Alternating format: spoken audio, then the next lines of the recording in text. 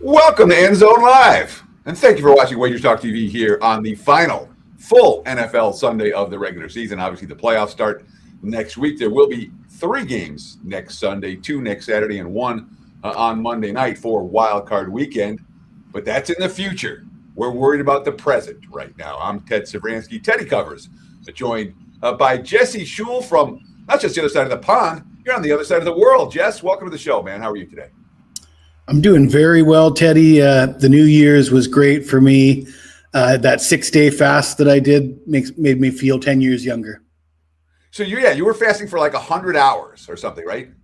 More than 100 hours, I think. Between Christmas and New Year's, I didn't eat until just before midnight on New Year's Eve. So you were drinking. What was it like? What was this fast? Just water, right? Water and electrolytes, yeah. But that's it. That's it. And you live to tell about it. It gets easy after 24 hours. The first 24 hours is quite difficult. It's a little bit shocking. Your body's like lunchtime, supper time. After the first 24 hours, it becomes normal. Carmine Bianco, welcome to the show, my friend. How are you today? What's up, guys? Final weekend of the season. Of the regular season. There's still season, yes. 4 more weekends, but it's worth noting, all right?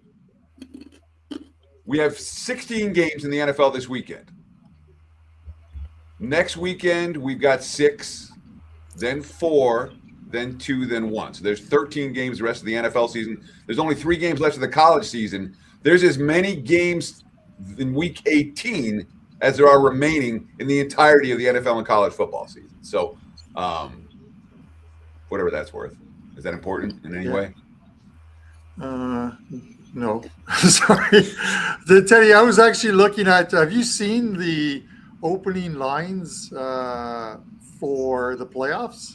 Even though the matchups aren't set, FanDuel has lines up already. For potential matchups, I have not seen them. Why don't you run them? What do we got? All right, so we'll start with the Patriots. If they're playing the Chargers, the Patriots are -3, total of 45.5. If the Bills are playing the Jaguars, Bills are 1.5, total of 50.5. Houston and Pittsburgh, if that's the matchup, 3.5 over for Houston, over 38.5. Bills are 1.5, total of 50.5. Yes. Yes, what? You guys heard that, right? Sorry. Yeah. There's an echo there. Yeah. There's 2 Green Bay lines. Green Bay versus the Bears. Green Bay is 1.5, -47.5. Green Bay over Philly.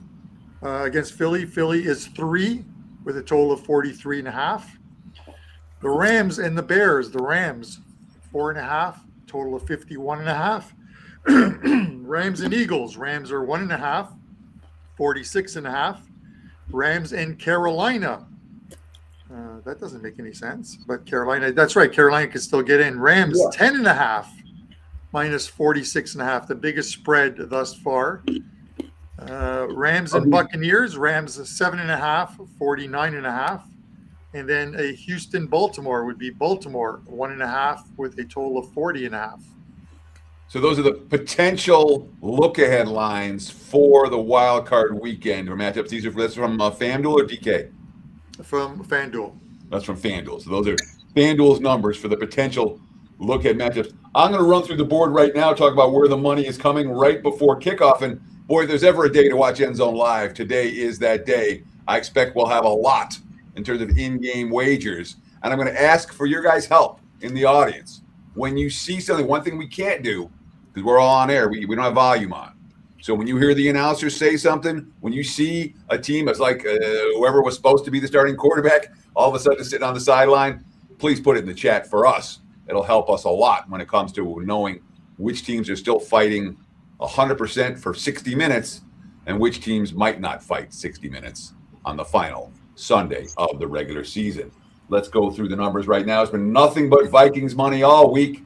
Minnesota as high as -13. There's 13 in juice in the global marketplace. 12.5 out there at the likes of DK and FanDuel. 12.5 here in Vegas. Total in that game sitting at 37. Total hasn't seen much action really all week long. Houston and Indy, we're seeing a little bit of Indy money right now. Right now, that line down to 9.5 for the Texans. Total sitting 37.5 for that ball game. The betting markets respecting the Texans defense and or disrespecting Riley Leonard and what he's going to be capable of doing against that defense. Nothing but Bengals money. Lots of Bengals money. Some of it's mine. Right now, I'm seeing Cincy up to 9.5. There are even 10s out there for Cincinnati. 47, the current total. There are 47.5s out there. Looking at the odds logic live odds screen. I'm going to take a sip before I continue. Me too, Teddy. Morning. Giants. Dallas was. I was thinking about laying 3.5 with Dallas. I probably should have laid 3 with Dallas, but it also concerned me that there was enough money on the Giants to take it off the 3.5 and back down to 3. Dallas is the team I will be looking perhaps to hit live today. Cowboys -3 with juice. Total 50/50.5 against the G-men. We've seen Falcons money come in, and really I thought it might come overnight. Didn't come overnight. It's only come this morning. Atlanta obviously has played good football in recent weeks. So has New Orleans. They made me a lot of money last week. Right now, Falcons -4.5 with juice at the sharp books, as low as 3.5 at DK still. Total 43, but there's definitely the sharps all over Atlanta this morning. I don't think Chris Olave is going to suit up for New Orleans. He's been an impact player for them. And in terms of the receiving core, Tennessee and Jacksonville, I'm seeing 12.5, 13 for the Jags. We've seen some Jags money, but it hasn't been crazy. And right now, we're actually seeing a little bit of Tennessee money, some buyback. But yeah, 12.5, 13 for the Jags. Total 46/46.5. Tennessee battled New Orleans last week, came up short. We'll see how much fight they have on the highway in their season finale. Looking at the 4 o'clock games, the 4:25 games, or I'm in Vegas, the 1:25 games. Let's call it, by the way. Ray says Olave is not going. That's what I suspected. So that's at least part of why we're seeing some of the Atlanta money. But looking at the late games, I'll go a little quicker here. New England 13.5, even 14s out there has been all Patriots money. 45.5 the total in that ball game. And it's worth noting they're betting it at 13.5. You know, there was as low as 9.5 at the open. Now it's 13.5. KC, it's been Raiders money coming in. No one thinks the Chiefs are bettors don't seem to think the Chiefs are legit road favorites. That's down to 4. There are 4.5 still out there. 36. Vegas currently in position to have the number 1 seed, the number 1 draft pick, and Vegas is not winning this game. There are no locks. Cheap money line could be worth a look. We'll just leave it at that. Bears money has come in this morning. Chicago -4.5 now against the Lions. Detroit with nothing to play for. Of course, the Bears don't have much to play for either. 51.5 the prevailing total here. Buffalo 12 against the Jets. That number got bet all the way down, and now it's come back up. So we've seen Buffalo money today. Total there 38.5 against the Jets, who are very ready for the season to be over. Philly and Washington, nothing but Commanders money. Philly's not playing starters in this one, or some of their starters in this one. They're still favored, 3.5 total, 38.5. Rams money against Arizona. This one, I mean, hasn't really done much all week. It's been 14.5, still 14.5. And it's important, of course, we talk about the concepts of getting the best of the number. If you like the Rams, find a -14. If you like the Cardinals, find a +14.5. Don't lose these games by half a point. If you have 1 out, open a second one. If you have 2 outs, open a third one. You can and should be getting these half points for free in games like this. I know I lecture, but that's why you watch this show. You watch the show to hear pros tell you what things you need to be doing. And one of them you need to be doing is getting half points for free, having more than one account. Again, Rams, you can lay 14. You can take 14.5. It's up to you. Chargers and Broncos. Denver 14 as expected. I put up a free play video that favored the Chargers. I said, don't bet it yet. It's going to get to 14. It has gotten to 14. It's at 14.5 at some books. You're kind of betting on the Chargers to show up and the Broncos not to obliterate them. Denver did a good job obliterating KC last year in their season finale. I like the Chargers, and if Denver scores early and that number gets bumped up, that's one I'll keep my eye on for an in-game bet. Excellent. But of course, that's the we won't be on there though. On the show. Downfield. I'm sorry, Carm? I was saying to Jess, how much confidence do you have in Trey Lance being able to throw downfield? Well, people talk about motivation. Why is this team motivated? Trey Lance should be very motivated. He's not guaranteed a spot on a roster in the NFL. We saw him in the preseason. Any opportunities to be motivated, and he hasn't done anything.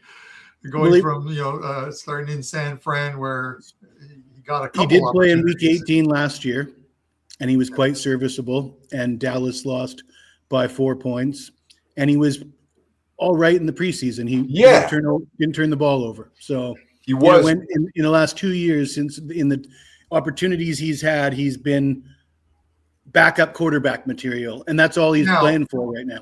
Now, I don't want you to be a historian, but can you go back and look at who he's played against and find a defense that was as good as the Denver Broncos? Or an offense that is as bad as the Denver Broncos? Because it goes both ways. Well, we shall see. But I'm not on that game. I'm just playing devil's advocate, right?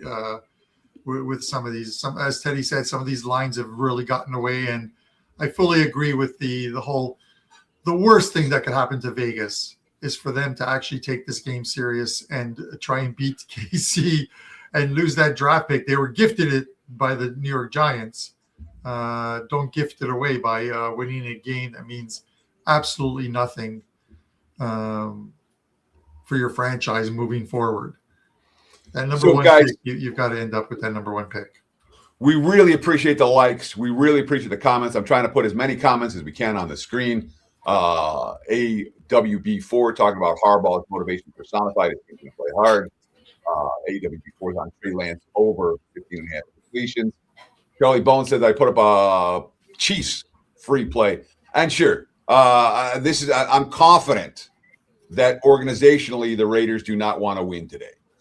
So, given that one team doesn't want to win, my thought process is let's bet against them as best that we can. So there's certainly some interest in the Raiders side for me. And in this case, obviously the number now better than it was. Let's bring Joe Madden into the equation. Hey, Joe, how are you today? I'm doing pretty good. How are you guys doing? Excited for these games? Anybody? We don't have to lie, do we? Not really. Don't lie, Jesse. This is like the 1 week, all weekend, all season where I'm just like, like you're even you've had a good year, you're done with it. You're like, okay, let's get to the playoffs. It kind of feels like that. I think we're gonna have Teddy. We're definitely gonna have better second half betting opportunities than just as we see, as you mentioned, and people will post in the chat, players not playing in the second half coming out of the game. We'll see if that happens in the Jags game as well too. But game-wise, weekend-wise, I'm not too thrilled with this week. I just want to get into the playoffs. We get a couple questions right before kickoff. What do you guys think of Cleveland, Cincy under 47.5? I can't bet Bengals games under. I just can't. The offense is too good. The defense is too bad. I haven't bet a Bengals game under this year that I remember. Anyone looking at that? No. I agree with you. I took the over when it was at 45, so I got it early, and that was just a couple days ago, I think, before it steamed to 47.5. Anyone like that Rams under against Arizona? That number sitting at what, 40, also 47.5, 48. Any thoughts there? Me too. I'd look at Cardinals, maybe team total under, but you got Matt Stafford. He wants back in playoff or MVP contention, right? He might show up big. So let me ask you about that, Joe. Do you think that's a real motivator for a guy like Stafford in Week 18? Because I'm saying Stafford could give a crap about MVP. Stafford wants a ring, Yeah, true. I mean, do you, and he's already is he the betting? I haven't even looked. Is he still the betting favorite?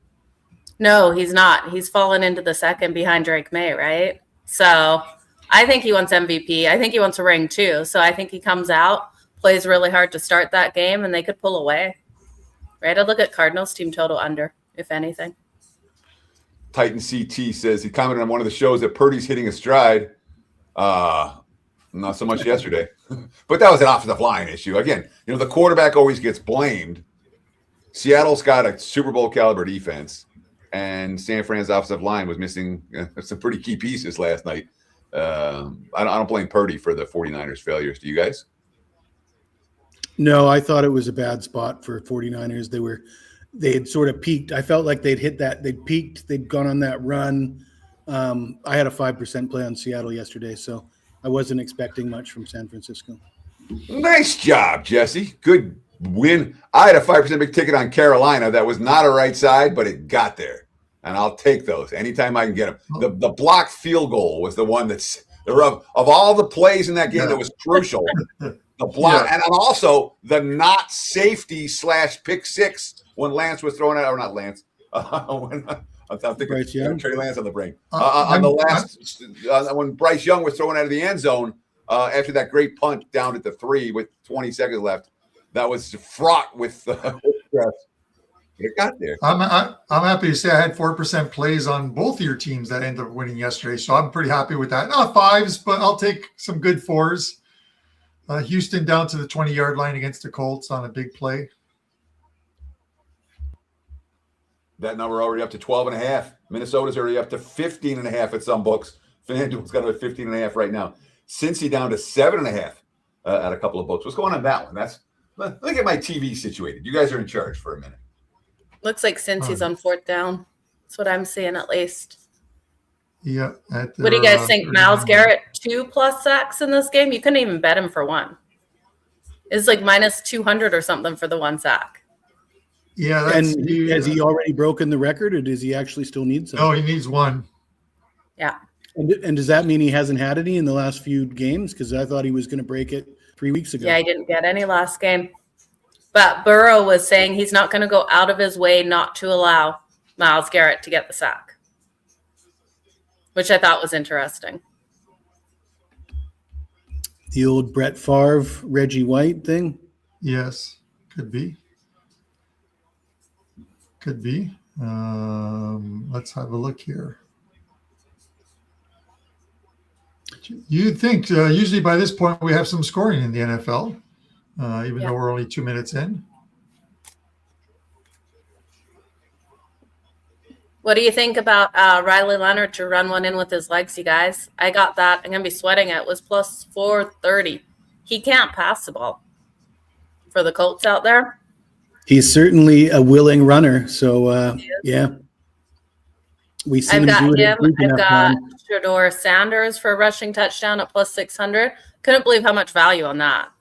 And then Trevor Lawrence, it's his daughter's first birthday. So I got him to rush in a tutty. I took the first touchdown as well, but I doubt it hits. It's plus 1,200. I like this idea of betting on these backup quarterbacks in these games because, as I mentioned with Trey Lance, this is like their Super Bowl, right? They don't get a chance to start all year. You throw them in a game where they might be going against an opponent that could let up late. They could get an opportunity to put something on film.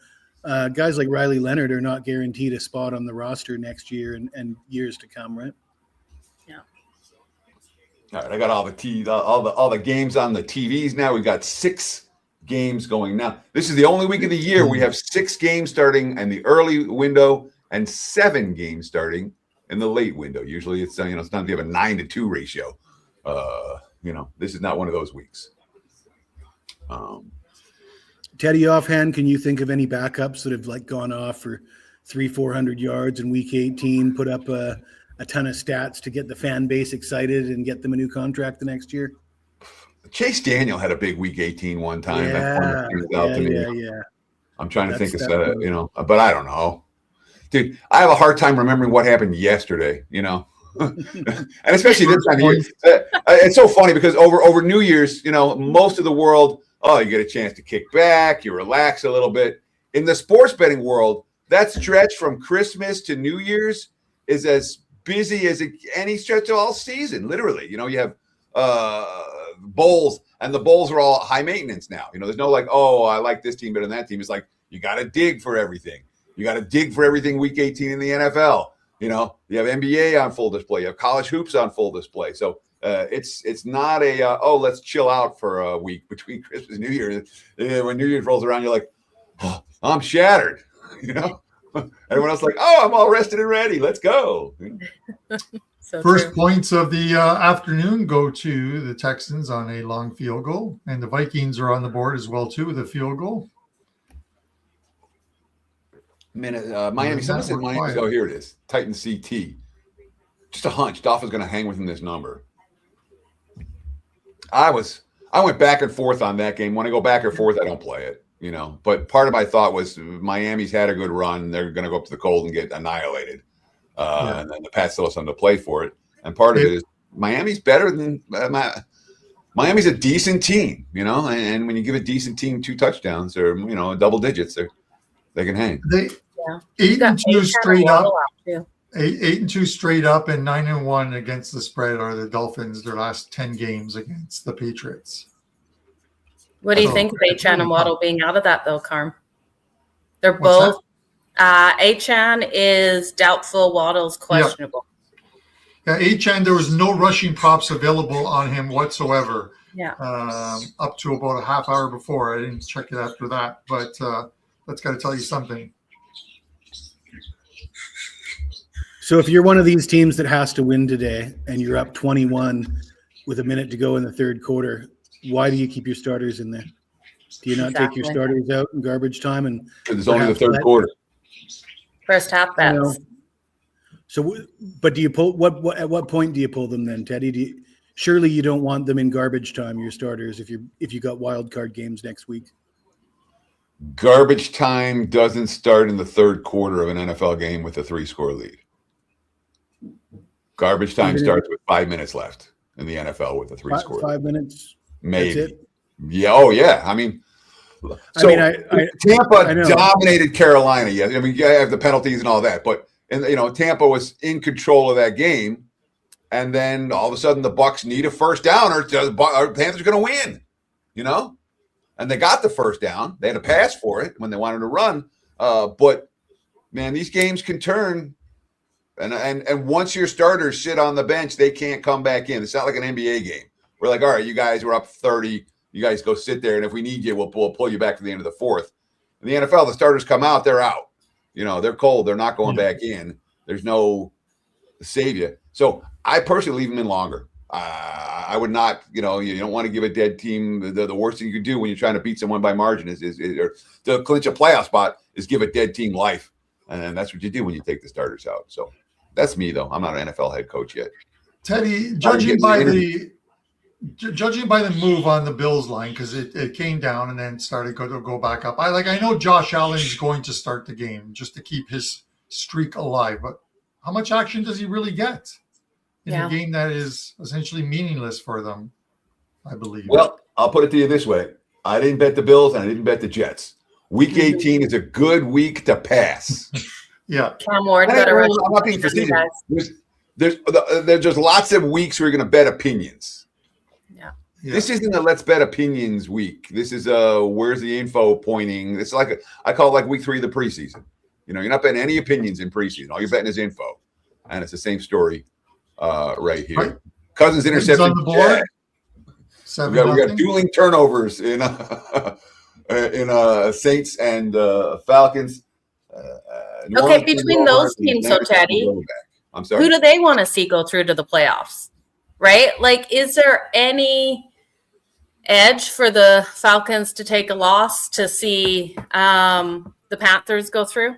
Right? Like, who do they hate more between those two teams? The Panthers or the Bucs? Well, my impression, they hate both of them equally. You think? All right, Teddy. Yeah. I think so. Teddy, you can now get the Jaguars at 6.5. The Jags at 6.5, down 7-0 to Tennessee. And you got 5.5 minus 20 at DraftKings. Who's in? There you go.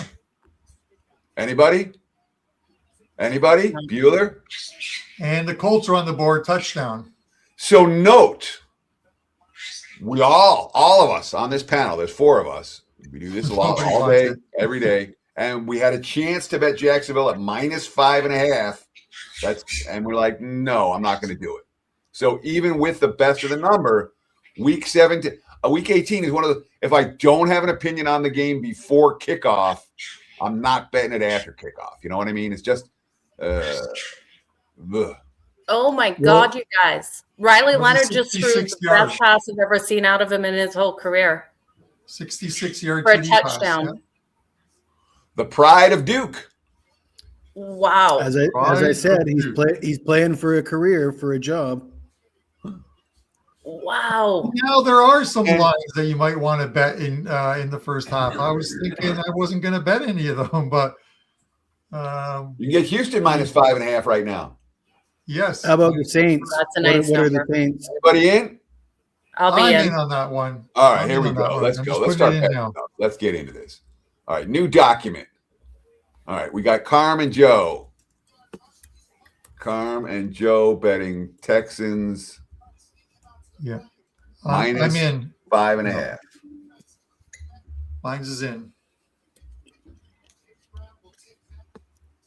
And screw it. I'm betting the Jags.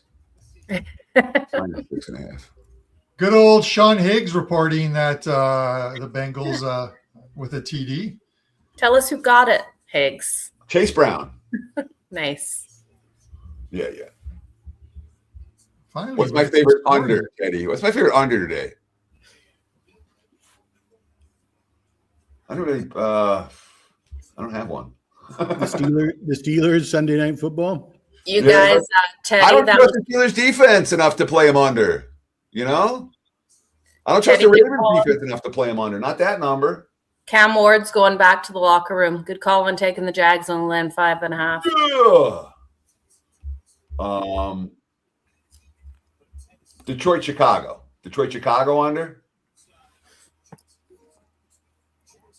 Cam Ward lists as questionable now. Yeah. Broncos, When he ran Chargers. in that touchdown, he got rocked at the end of it. Broncos, Chargers would be a solid under, maybe. Yeah. Yeah. KC Vegas. There's your under. First to 3 wins. Oladokun with his 60 yards passing. So Teddy, He hasn't hit triple digits yet, has he? He's due. He's due. So Teddy, I'm I'm sorry, on last call. I'm on last call today with Ariel, and I'm just going through some props. I was talking about the Detroit team total, which I played over 23.5. I'm like, Dan Campbell's, it's just, I went through the numbers 12 or 16 times they've gone over the team total, but Dan Campbell's a gambling coach. And I meant to say a coach that gambles. And Ariel comes back with, I could really use a gambling coach right about now. I think we all could. So, oh, God. Teddy covers glasses, says Lions secondary is literally all injured. That is absolutely true. Take the over. Conceptually, I understand what you're saying. I just watched the Lions not playing at the same pace the last couple of weeks. The offense hasn't been there. So that was my thought process. But again, it's a lean. It's not anything I bet. I'm looking for the Saints. All-star game type defense. Yeah, a lot of times. But it's also all-star. That's not all-star game type offense necessarily. Cam Ward is a beast, a future beast. What do you guys think? Cam Ward, a rookie season. Pro? No? I mean, you can't hold it against him. If you looked at his first 12 games, you might say kind of no. You look at his last 4, they've been pretty good. 2 TD passes in each of the last 4 games, and he's San Fran. What did he play? San Fran, New Orleans, KC, and someone else. I can't remember who the other one was. But he's got 8 TD passes in the last 4 weeks, Cam Ward. So, and he just ran one in before getting rocked, apparently. So, well, Teddy, I'll answer the question while Teddy gets me a line on the Saints. But wasn't this year like a vindication year for backup quarterbacks, or not backup quarterbacks, but high draft picks that were like busts? Their careers were busts, and the rejuvenation of like Mac Jones, Daniel Jones, Sam Darnold. Sam Darnold, even though that started last year, but yeah, I guess he started to look like a bust at the end of last year again, and then he got that second opportunity in the big game and finally came through. So yeah, I mean, you look at Cam Ward, and there's no reason to think he's not going to pan out the same way if he gets a better opportunity with a better offensive line and better talent around him. And a better organization, top to bottom. Or, that Tennessee organization is in shambles now, but a couple of years ago they were pretty competitive, right? Yeah. I mean, I'm just saying in 5 years. 7.5. Jags, 7.5, 48.5. Sorry, Jags, 7.5, 50.5. I got, I started from the bottom. Sorry. Packers, 13.5 point dogs, now 35.5. I got Houston, 6.5, 45.5. Cincy, 11.5 / I see 12.5 out there, 46.5. Bengals just missed an extra point, but Browns already in third and long. Dallas, I'm seeing 3.5, but plus money. I'm seeing 2.5 with juice, 49.5 the total there. They're down 3-0 to the G-men. And of course, we talked about the Saints 3.5, 37.5, and the Jags are now, I'm seeing as high as 9.5 for the Jags, 49.5. So anyone interested in anything? Yeah, Jags are driving right now. They're at the Tennessee 23. So I can see why that line's where it is, but nothing yet for me other than the one we're on. How low has the total dropped between the Saints and the Falcons? Saints Falcons total is 37.5. Juice to the under, you can get 36.5 as well. Wait a bit longer. What would you like? I'm going to wait a bit longer. I want to see it drop to about 34, 32. Maybe we get over. Yeah, I'm going to wait until the Falcons start driving and start looking good for a second and hope that line ticks up a point or two. Good call. We got some thoughts from the chat about Cam Ward. Cam Ward's touchdown, Jags. It's not. Touchdown, Jags. Lawrence to Washington for 23 ain't got yards. Talent, you ain't got nothing. TBD on Cam Ward. Oh, that is a good point, Titans. Titans ET, Lions are playing outside. The Bears are with revenge. Remember what the Lions did to the Bears back in week 2? They hung 52 on them. I think if there's like more than the average game, I would expect Chicago to remain aggressive with a lead in the fourth quarter because of that. You know what I mean? With the win, they get the number 2 seed, right? A loss, they fall to 3.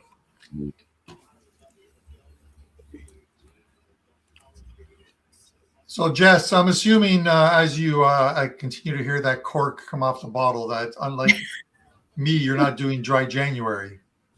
No, dry January. Come on, man. Is it a dry red?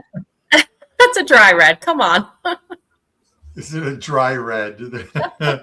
Joe with the comeback. It's gotta be. I will be doing the fasting moving forward, though.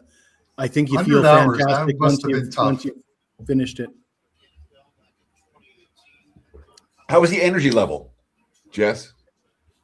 No problem. Not an issue. Like day 3, no issue. Day 4, you weren't sitting there like, the only thing I remember from fasting is when I was like 12 and watched the Gandhi movie. And Gandhi was fast, like, going these long fasts and he couldn't get out of bed. But that's been a long time.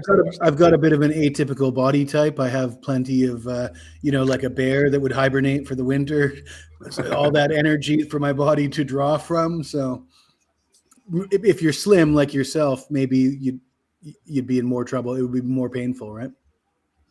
So Rex is asking us about guess the line game. Do we have? I know that you gave us some potential look aheads, Carm, for next week.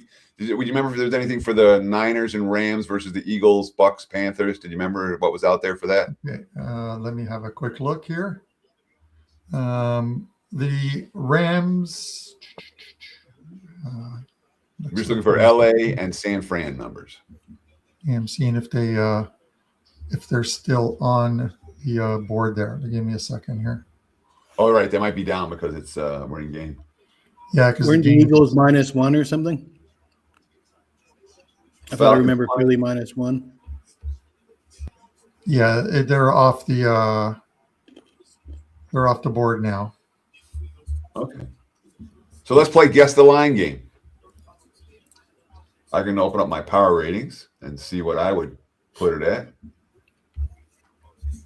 Okay, let's open them up. What do we got? So he wants potential matchups. See, I haven't looked at potential matchups, but he wants, okay, Niners versus Eagles, Bucks, Panthers. Next week. Shit, what are the matchups? Does anyone know? No, because the fact that the Rams had 4 different lines available on them for next week tells you that I got the Rams and Seahawks as the 2 best teams in the league. I got Philly a point behind. I've got, and this is going into week 18. I did an update from the game last night. I've got San Fran 3 points behind the Rams, and maybe should be. I'm probably dropping even lower than that. I've got Chicago equal with San Fran in that regard with my numbers. So LA and Seattle, then Philly, then San Fran and Chicago, and then who do we got? What were the other ones? Tampa. Oh, I got Tampa, as significantly down. And Green Bay as well, although my Green Bay power rating is just for this week. It has Jordan Love in, so I'm going to have to readjust with Jordan Love back. I don't think I helped anyone at all with that, but those are some numbers that I've got. So I'm looking to see if I can find it elsewhere. I don't see it elsewhere. Fairbairn over 1.5 field goals cashed first quarter. Nice if you had the over. Nicely done. Do the Eagles have anything to play for today? Anyone? I don't think so. I don't believe so. If the Eagles lose and the Texans lose, Texans stay in the number 2 seed. Eagles and Texans are in different conferences. Okay. Yeah. So, but otherwise. Yeah, seeding. My opinion is, it's like if a team can get a bye week, that can be a motivator. If a team is planning to get in the playoffs, that's a motivator. But we're going to move up from the 6 seed to the 4 seed. That's not a motivator in the NBA. It's not a motivator in the NFL. I've never, improving seeding is not anything that I've ever seen be a legitimate difference maker from a point spread perspective.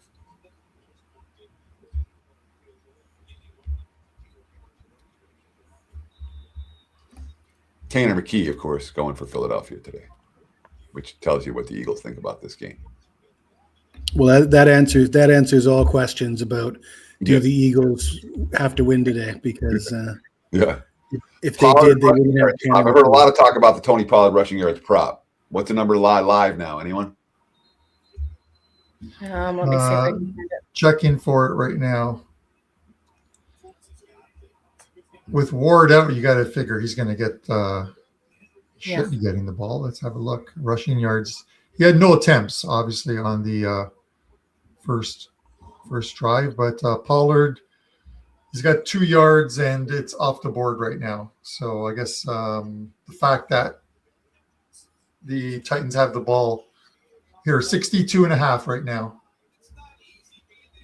Minus 114 VIG each way at FanDuel. Brandon Allen in the game at quarterback for Tennessee, 1 of 2 for 9 yards thus far. The pride of Arkansas.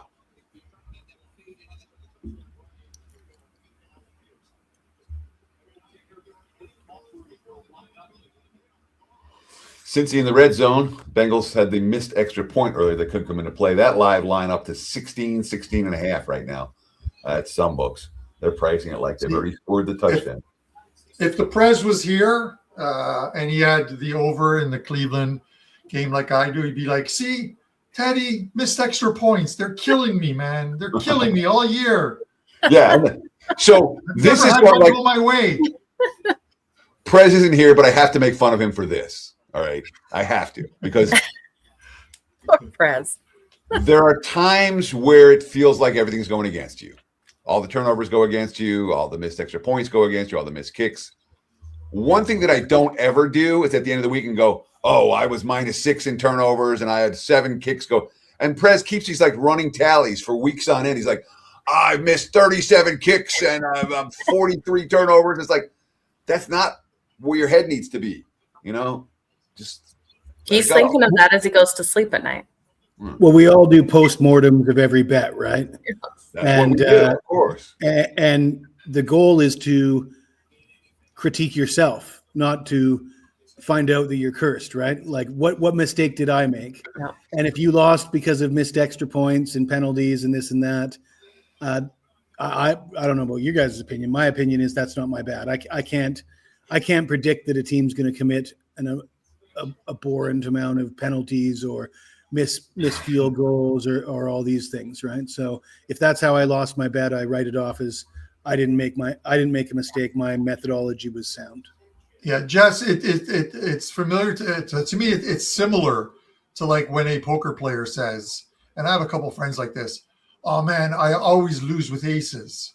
I should just fold and pre-flop. Yes, you should always fold a hand that's heads up with somebody else's 86% to win. You should always fold it because you always lose with it. They never remember the hands in which they cracked aces, only the hands in which they lose aces, right? So this is why I try and tell Prez all the time. You can talk about how unlucky you got, but why not talk about how lucky you got in some instances where a guy's missed extra point gave you the cover? I got so lucky yesterday on a big ticket. I did. Carolina was not right. I mean, well, the penalties and all went against them, but we needed a blocked field goal. We needed a 4th and 8, and then the subsequent touchdown after that. We needed to avoid all kinds of shenanigans on the final 2 minutes. Lucky, not right. Love it. Ain't giving the money back. I had the Tennessee Titans in the Music City Miracle. Sure, Exactly. Got Bijan Robinson for Teddy. Why do you have to talk about that, Jess? Why do you have to talk? I'm a Bills Mafia guy. Why do you got to talk about that? I mean, that's one game that guy. you'll never forget. You'll never forget that, though. If you had a bet on that game, either side, you'll never forget it. Yeah, and you know what? The game I'll never forget, because yesterday I'm scrolling through like Instagram because I couldn't sleep, and they showed one of the greatest games ever in Buffalo history. And it's a game I left at halftime where they were losing the playoff. Warren Moon. 35 You to left? 3.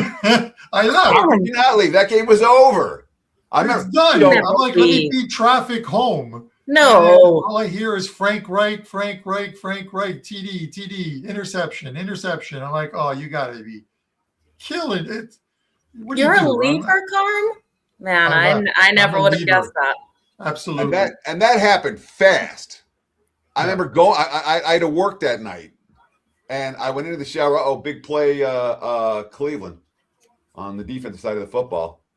It looks like about a 90-yard pick six, or was that a fumble? Probably a good time to get in on the Saints. Yeah. But I had to work that night, and it was 35-3 when I got in the shower. It was already 35-17 when I got out, and by the time I got to work, it was 35-31. So it was like boom, boom, boom. It happened. It went from blowout to competitive game relatively quickly. Got a pick six. Run. Got a pick six, you guys, by the Browns. That is a touchdown, and the flag is after. Okay. And you have over in that game, Joe? Yes. Oh, sorry, I do. Yeah, I went to the over for the Bengals team total. I can't remember what it was, 26.5, I think. Well, if you have Bengals team total, that would be a nightmare because since he was about to score a touchdown. Yeah, I know. Yeah, but I love the pick six. I always love the defensive plays like that. Atlanta's in the end zone. Drake London with the touchdown. He was wide open. I'd be interested in the line adjustment there. Well, let's take a look. 7.5. 41.5. You want some Saints plus 7.5? All right. Sign me up. I need some action. Sign me up.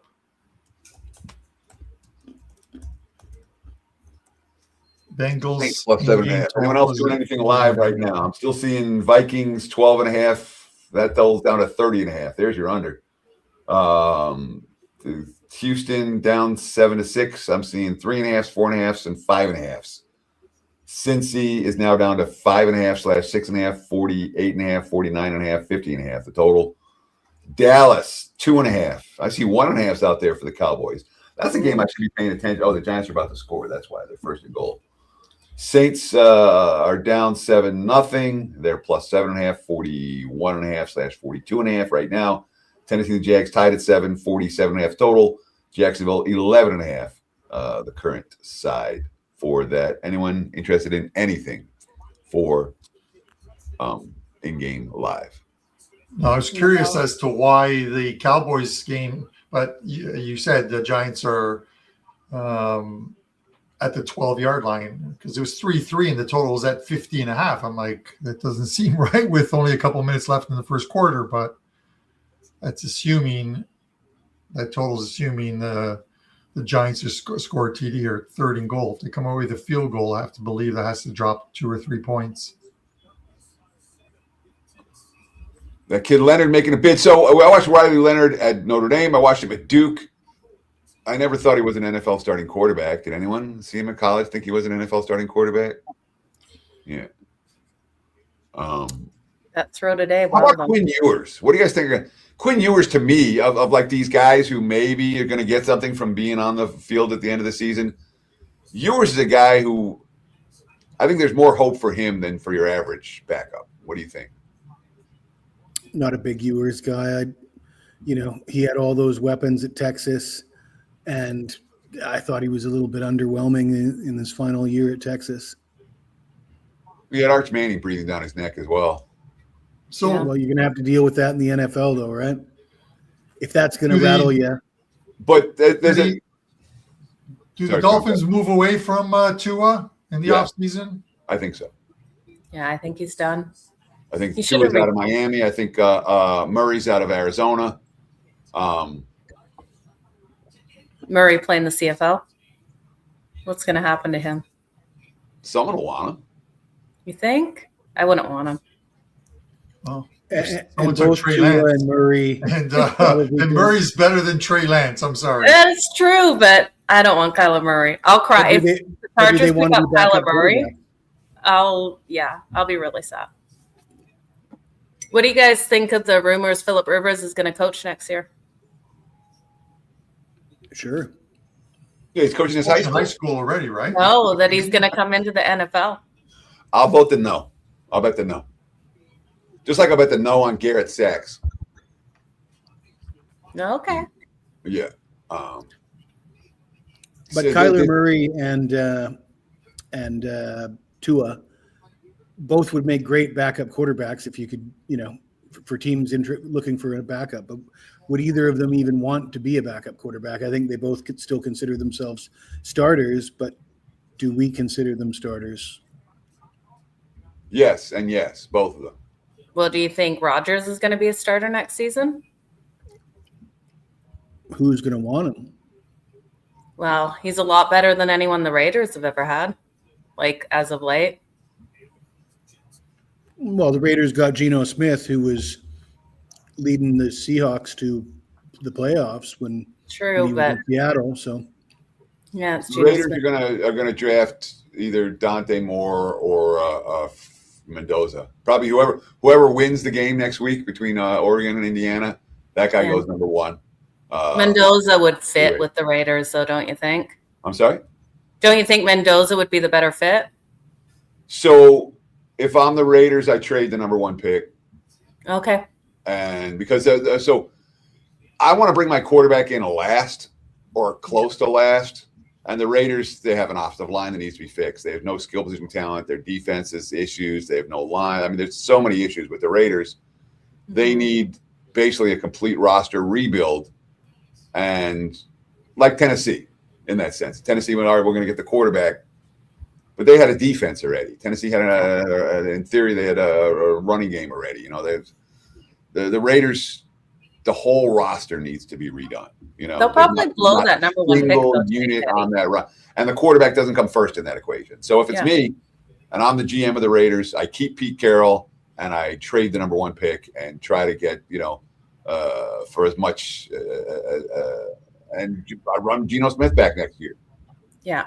But are they morons and win it today? It's a 3 or 5 year rebuild for the Raiders. Yeah. Man. Well, keeping with that, and let's say giving up your number one pick, who right now I think he's like close to minus 500 to be the number one pick, Fernando Mendoza. We've seen quarterbacks getting drafted first, and they turn out to be complete busts. I'm not categorizing him as that. Does he have a big NFL career ahead of him, Mendoza? The last time the Raiders drafted number one, they got a guy named Jamarcus Russell. Who? That's all you need to know. I mean, Mendoza's play on the field is one thing, but when you put a camera in front of his face, it looks like he went to a junior high game or something. You know what I mean? Like, Yeah. Talk about deer in the headlights. He does not display the kind of maturity that I think that you want to see from a guy that you're going to hand your NFL franchise to. You remember being 20 years old, Jess, or 21? I started working on deep sea fish boats when I was about 15 with hardened men in their 40s and fighting those guys and being threatened by those guys on a day-to-day basis. So when I was 20 years old, I was not a typical 20-year-old. You were your badass. Gotcha. You're not a deer in the headlights, that's for sure. Jesse Shule. That's not scary. Don't mess with them.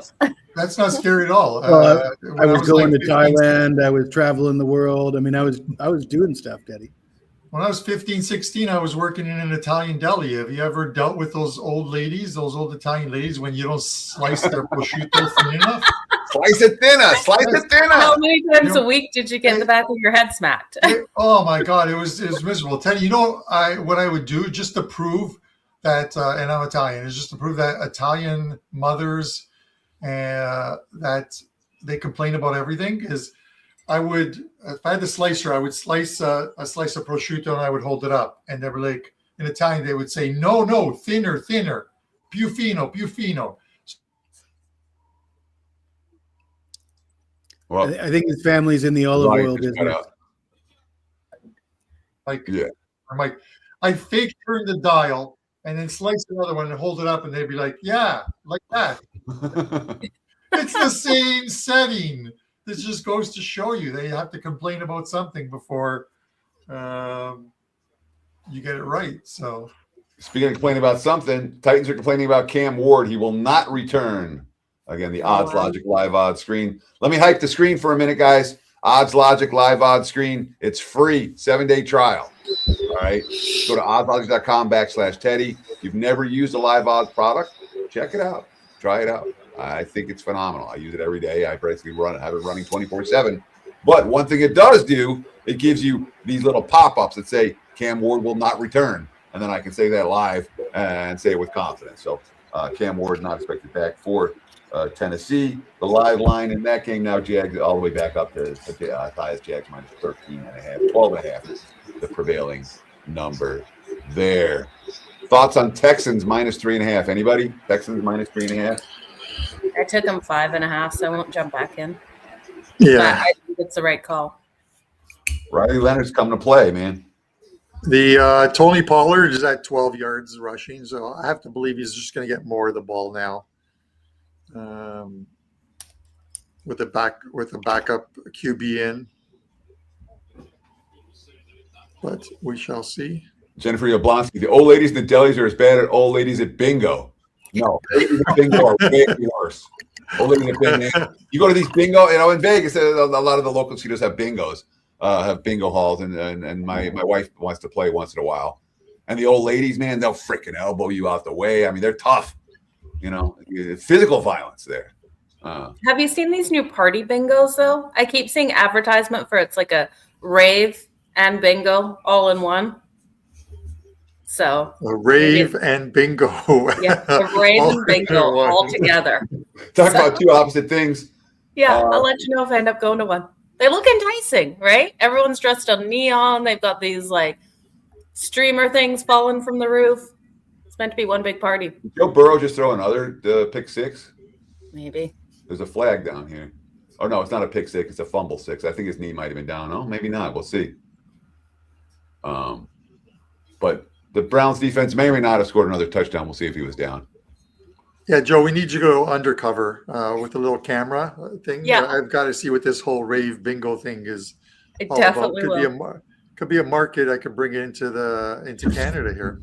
Yeah. And, make Yeah. some It would money. be a lot of fun if it's like how the videos show it. So I'll send you a link to the video that it keeps popping up on my Instagram. It's hilarious. You keep popping up on my Instagram.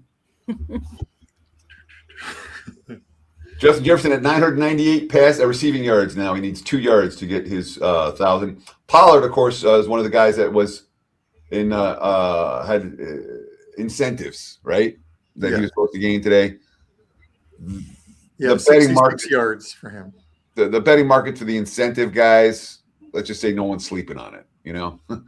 What you, as a bettor, you like to find things that other people aren't paying attention to, aren't paying enough attention to when it comes to the props for week 18 and who needs yards, etc., to reach incentives.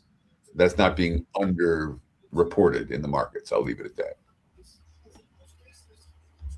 Yeah, you look at, I'm trying to think of who it was yesterday. There was one player yesterday that needed like 9 receiving yards, and he only got like 1 target and no yards. So Sam Darnold made $1 million yesterday. Yeah, he went over his passing prop. And was it which other one was it that he hit, Jesse, to make that $1 million? Because he only needed 150 more yards, but he needs the pass completion of 100, right? He had 99.2 going in. Maybe, yeah, it was his passer rating. Yeah. Could have been that. Yeah, because he went over the 150 yards as well. So the Browns one was confirmed as a TD, correct? Yes, I'm seeing 13 up on the board right now. Touchdown. Not one defensive score, 2 defensive, and you get a defensive touchdown, and you get a defensive touchdown.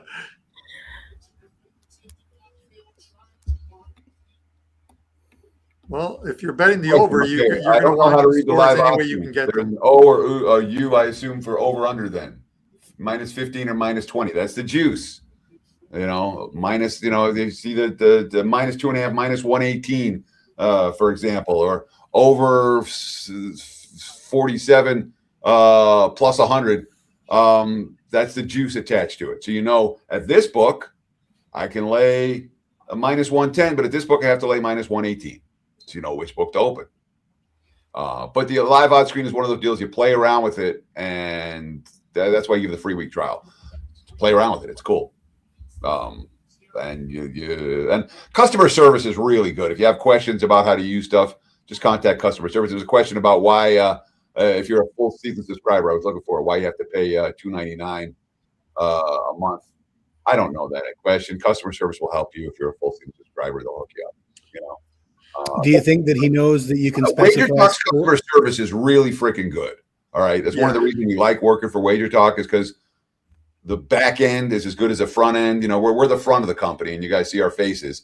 The guys at the back end of the company are every bit as motivated and talented as we are as a group. They really are. We like working with them and they're very, very helpful. So, you know, comment at WagerTalk.com, service at WagerTalk.com, send an email if you have any issues and they'll be happy to help you.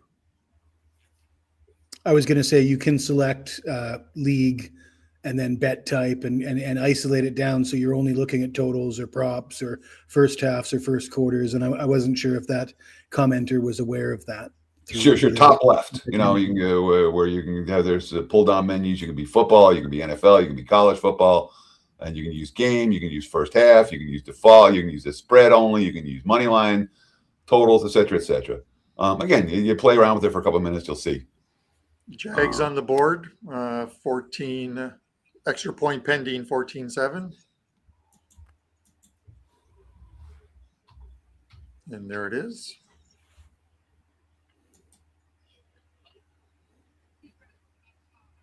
About how much is Odds Logic for a year? I don't even know. I think it's a monthly subscription. Which I believe could be wrong.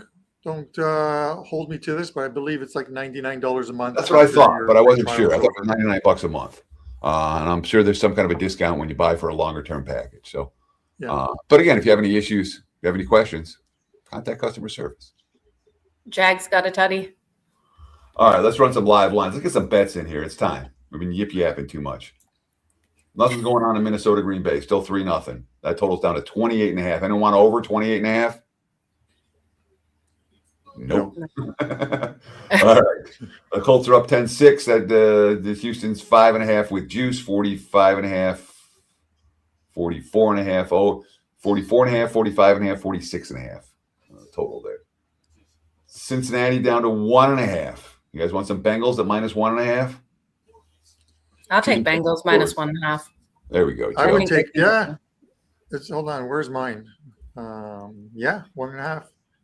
You I'm want good it? with that one. Yeah, I'm on it. They may be down, but the Browns offense hasn't done anything because their defense has 2 TDs. Yeah.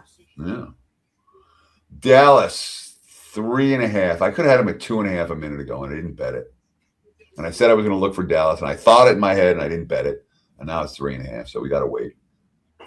See what the Giants can do something on this drive. Screen pass and first down, big play inside the red zone for the G-men. Look at that. Ask and you shall receive. Atlanta 10.5 now, 40.5/39.5. The total. Falcons driving 1st and 10 in Saints territory. Saints offense not working without Chris Olave today. And the Jags now 17.5, 50.5 for the Cam Ward less Titans. That's the only live bet I've made today was Jags -6.5 in that one.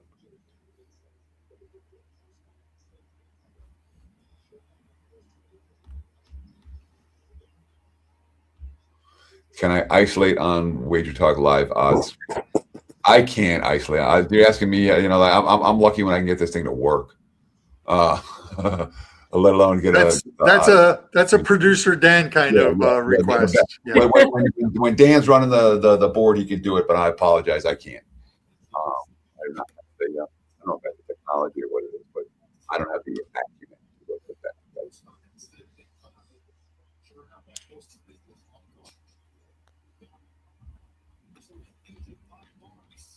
I had to take down my Christmas tree today, you guys. I just had an ornament fall off. Scared the heck out of me for a second there. Is everything dying? So yeah, it's a real tree. It's not dead, and it still smells great, but the branches are getting limp now. Touchdown seconds. Nice. You know that you can you still return, not that I buy from there, nor would I ever return it, but can you return a Christmas tree to Costco? You can. My daughter said she was watching it all over TikTok, people returning their Christmas trees and laughing. Because the return policy at Costco is they take everything back. Yeah. They don't care. Except for RV batteries. Only thing. Another touchdown. On that list. No, that's Texans good. That's the one. Texans up to 7.5 now. Cowboys up to 5.5.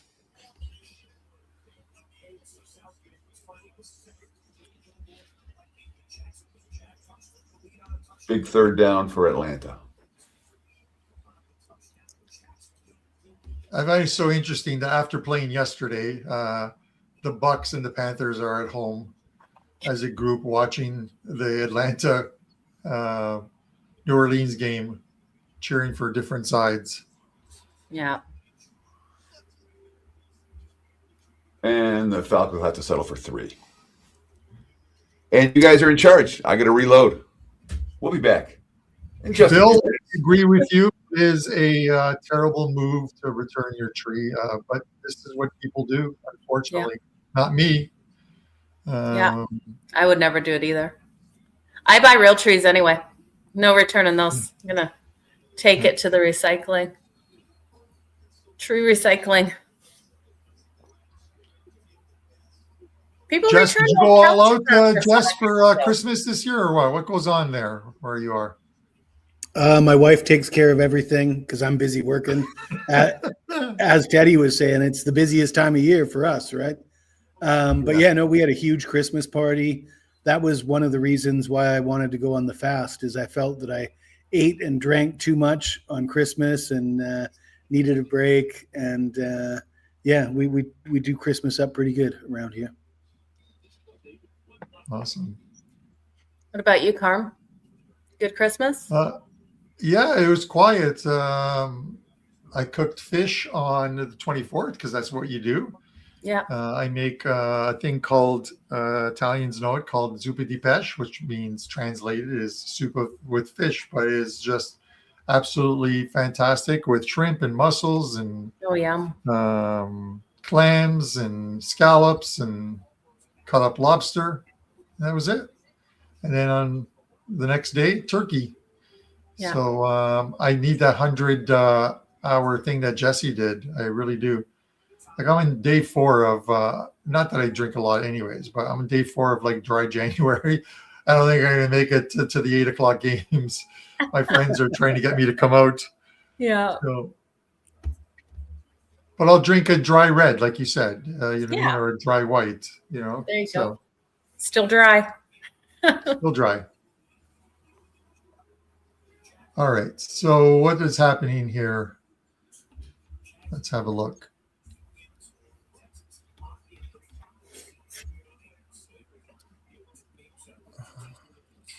Okay, so the Bengals punted. They tried to draw the Browns offside. Didn't work. Cleveland gets the ball. 6 points for Cincinnati. At not very optimal. Minnesota at their 9-yard line, first down. And the Titans are driving. Although Pollard still only has 12 yards. Yeah.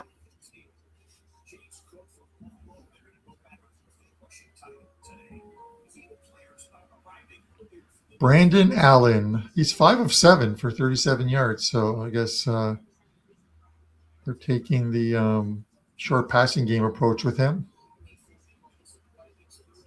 So of the favorites in the early window, only the Falcons are covering, right? Mm-hmm. None of the other favorites are covering. A lot of them are losing out, right? Yeah, because Bengals are losing. Cowboys are covering though. Or no, they're not. It was 3.5, right? Not 3. Yeah. Or sorry, it's 10 to 9. You know, a lot of people we're essentially like 2 drives in for each team, some maybe 3. Yeah. So 10 minutes to go in the first half of most of these games. Yeah, but you're not feeling too good if you're laying 13.5 points with a favorite and they're no, of course, and they're losing outright or something. No. Yeah. No, I took a cautious approach to week 18. I didn't take any big favorites. I released my client plays last night because I put it as part of my analysis. I wasn't going to release any lines or any games until I knew what the lines were, because we knew which players would be sitting for the most part, and go from there. So, and I still didn't take any of these big favorites. Yeah, I got nothing in today's card until Sunday Night Football because that's the game that means the most. And I had a big play on Saturday night with the Seahawks, and I put out a bunch of content on the YouTube channel for mostly. What did I give out? I gave out the Saints. I gave out the Chargers. I still really like that Chargers play. I just, of all teams, I know Carm was sparring with me on that one, but I don't. I was playing. I wasn't sparring. Well, yeah, maybe, but I was playing devil's advocate because I'm not betting the game. So all I can do is wish you the best of luck and hope you cash it. Right. So yeah, I just don't like Denver. One of the things about Denver is if you've got a double-digit favorite and they've got a big lead at the end of the game, obviously the game plan is pound the rock, kill the clock, right? Well, they don't have J.K. Dobbins. They got R.J. Harvey, who's like a gadget guy. He's not a power back. They're not really equipped to salt the game away in the fourth quarter with the running game, Denver. Yeah. Yeah, Chargers definitely can get the backdoor cover. So. All right, I just made a bet. What'd you bet? Bengals money line -145. Oh, nice. Whoop, whoop. Did you guys see Riley Leonard fumbled the ball? Texans have it back. First and goal. Guys, breaking news. Justin Jefferson just received his check on the sidelines. It's waiting for him. Big catch for him. He's over his 1,000 yards. I'm not even sure if he gets it or if it was just a milestone thing. I'm not sure if that was an incentive for him or just a milestone thing, but It was a 6 milestone. straight seasons now. with Nice. 1,000 yards. Good for him. receiving. And CJ Stroud just ran one in. Touchdown.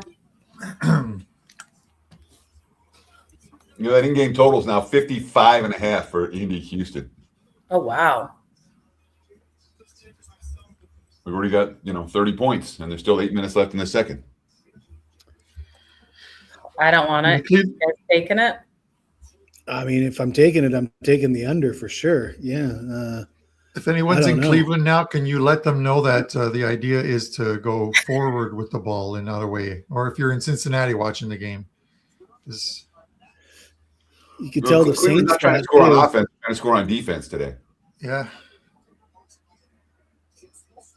Well, I guess they're going to give the Bengals some good field position here, 4th and 18. Here's what we have in game so far. Carm and Joe have the Texans -5.5. I got the Jags -6.5. Jesse's got the Saints +7.5. Joe and Carm are the Bengals -1.5. I got the Bengals in the money line -145. Not a one of us has a total yet. No. In game. Okay, let me look at the scores. The Texans line is now up to 14.5 after that TD. Wow. So Yeah, I'm seeing as high as 15.5. yeah, For I'm that. just Even looking though at it's one. low. I don't have the odds logic page up because I had too many tabs open. That's the important one, though. The important one is this one here where I can see the three of you, my WagerTalk family. My WagerTalk family. Let's run some promos for you guys real quick. Let you know about what's going on right now at WagerTalk.com. wt.buzz/TC is my homepage. And I'm just going to go right to my homepage and tell you what I have. Through the specials, and my specials are comparable to everyone else's specials, I would think. So let's take a look. Right now at WagerTalk, from a special standpoint, and boy, we really appreciate the likes, the comments, the follows, very, very much. Obviously, we're getting to have close to 250,000 subscribers for WagerTalk TV. We're doing something right, but every time you guys comment, every time you guys like, it makes a big difference in the algorithm, and of course, it makes a difference when it comes to how we get ranked. So, like, comment, follow. Special wise, I'm seeing a great special for the new year. You get $500 off a 1-year pass plus 25% of what you pay for a bonus coupon. So normally $19.99, you get that to $14.99. That's every play, every day, every sport. $125 a month for the capper of your choice, and you get 25% bonus in coupons. So you can use it on other cappers, anything that you like in that regard. The 30-day pass, $2.99. The 90-day pass, $7.49. Again, I always talk about don't buy a play, buy a package. That's the way to get involved if you're looking for one of us to help you in 2026 and beyond. So like, comment, follow, and check out the specials at WagerTalk.com. I believe this is our last show of the season. I don't think we're going next Sunday. There's only going to be one game going in this window, but I think it's been a very successful year. I expect we'll do it again next year. So, the more likes, the more comments, the more follows we get, the more likely we are to do this a year from now. There we go. I'm done hyping. What do you guys want to talk about? Today seems to be a defensive touchdown kind of day, doesn't it? One in the Titans game with Brandon Allen pick 6. So it's 21-7 there. We've seen 2 in the Cleveland game. So it's 3 defensive touchdowns at the very least in the first half. I'm not sure if there's any in the other games.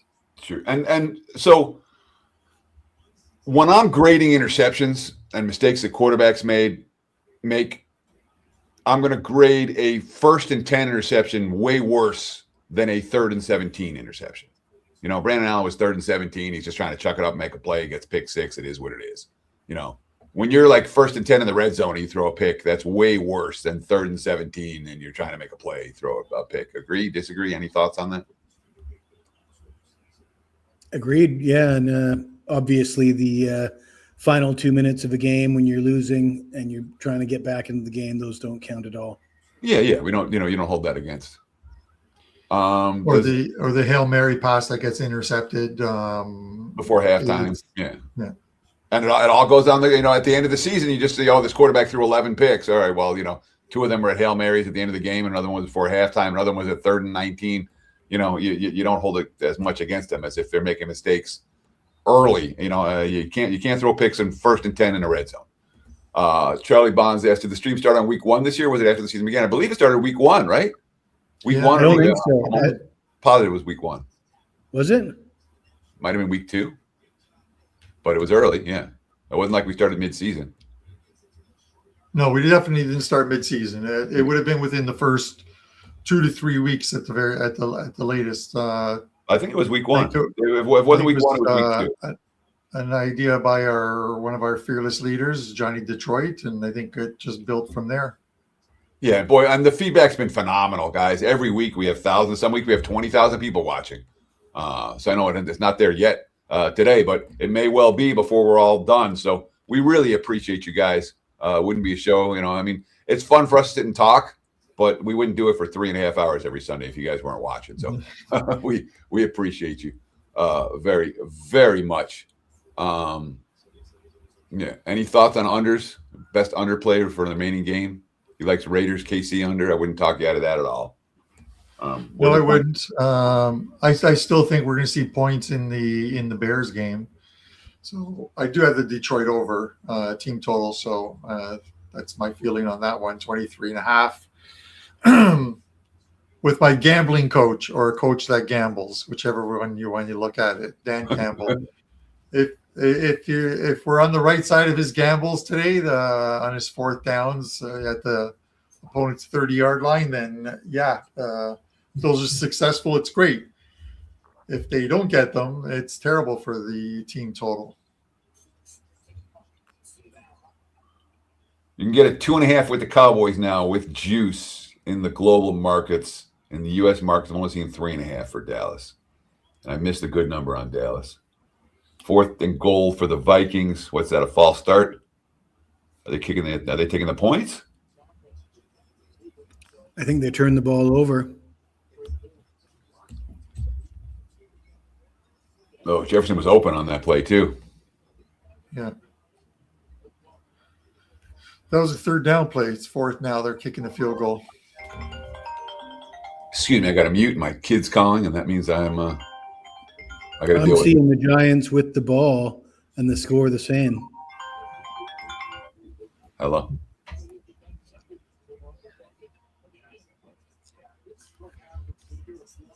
Okay. Any thoughts that the Giants might get the win there at home? I don't love it, but I saw Dart being asked if he's if they're going to draft a quarterback. You think he's playing for his job? I don't know if he's playing for his job. I think if they had planned on drafting a quarterback, maybe they shouldn't have beaten the Vegas Raiders when they had the number 1 pick. But that's the 2nd time the Giants have done that. I think in their history, where they had the number 1 pick locked up, and then they lost they won a meaningless game. So yeah. For the player, but we call it meaningless. The players don't think it's meaningless. If you're on the field, it's very meaningful for especially for non-veterans. Whatever that's worth. I was pretty sure the fan base was pretty excited about a Jackson Dart, Cam Scadaboo future, and I'm all for it. Just for the not because I think they're going to be highly successful with those guys, but the entertainment value is definitely there. Definitely. Scatterboo.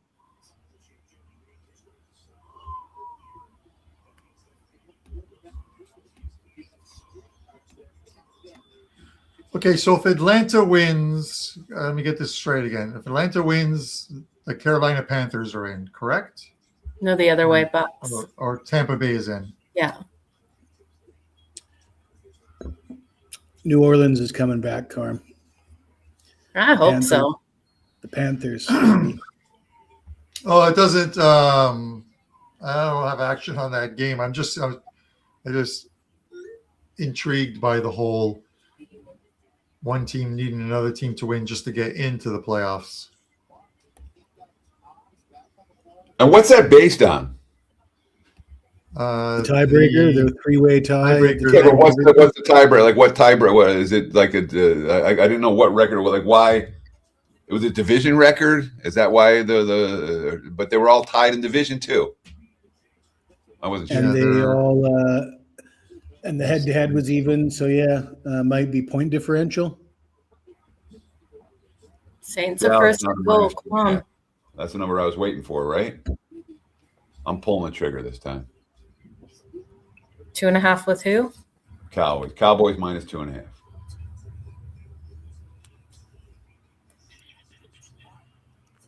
Let's have a look. Cam Scatterboo my ass.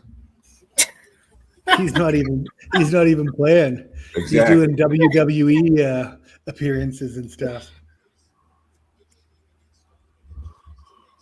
Yeah, so just about all the games now. The only one that we have nothing on is Green Bay, Minnesota, where the total is now down to 25.5 after a field goal, and now what are they? 2nd and 29, third and 20 something for a Packers offense that really hasn't done a whole lot so far today. The Packers got how many first downs the Packers have? Let me look at that. Let's look at some box scores. Because that's something that I like when I'm watching games. I look at box scores a lot more than I do when I'm talking about them with you guys. 3 first downs for the as I'm watching the games. I usually have my laptop in my lap and I'm going through box score numbers and play-by-play stuff I didn't see. The 3 first downs for Green Bay, 18 plays, 13 total yards so far. Touchdown Saints. Nice. Good job, Jesse. Quarterback. I don't think I got any money yet. They haven't paid out yet, Teddy. They said I got to wait till the end of the 4th quarter. Can you believe that? I don't know why they don't let you cash it early. You know? So, come on. Jeez. They do at certain offshore places that will remain unmentioned. Yeah. Some global marketplace books have that stuff, but You know, the Panthers are jumping up and down right now with that touchdown. Puts them still in it.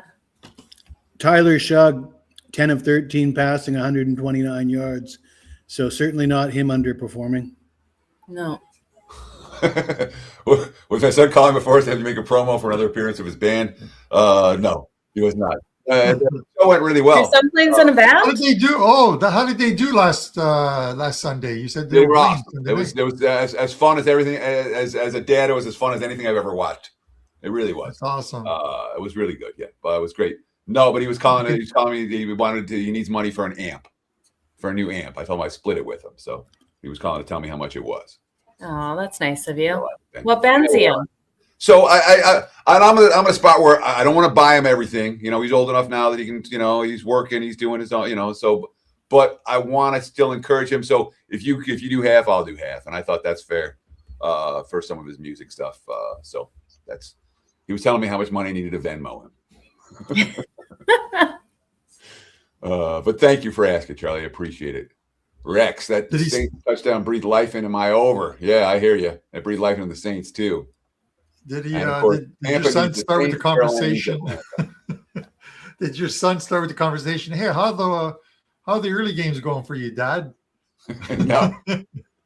So he's showing great. Oh, by the way, no interest whatsoever in betting on sports. I don't think he's ever sat and watched a full game with me. You know, he'll watch a quarter sometimes, but he's never sat. You know, he never sat with me and watched a full game. I do not expect him to follow. This is not going to be a Ralph Michaels, Jeff Michaels scenario where the son follows the dad into the business. I don't see it happen. They just gave him a free $5 play. Yeah, he's not old enough to bet it yet, though. That's funny. Well, I would have loved to have become a rock star as well, but it just wasn't in the cards for me. Next life. Sorry, Jesse. It's okay. Yeah, we keep getting it back. Atlanta wins. So, and this whole thing, like Atlanta wins, Carolina's in the playoffs, and vice versa. I probably got it backwards 4 times. I don't know. I don't care. Yeah. Because neither of the two teams playing is involved with which of the two teams get in the playoffs behind them. So, whatever team gets in the playoffs, there'll be a point spread, and that's when we'll start to care about that game. So. Jess, I play a musical instrument. I'll give you one guess, and if you get it right, I will send you some wine. Schwab says, sit with you and watch a game. Can you blame him? That's mean. Come on. I thought it was funny. These guys, you're sitting with me and watching a game? What?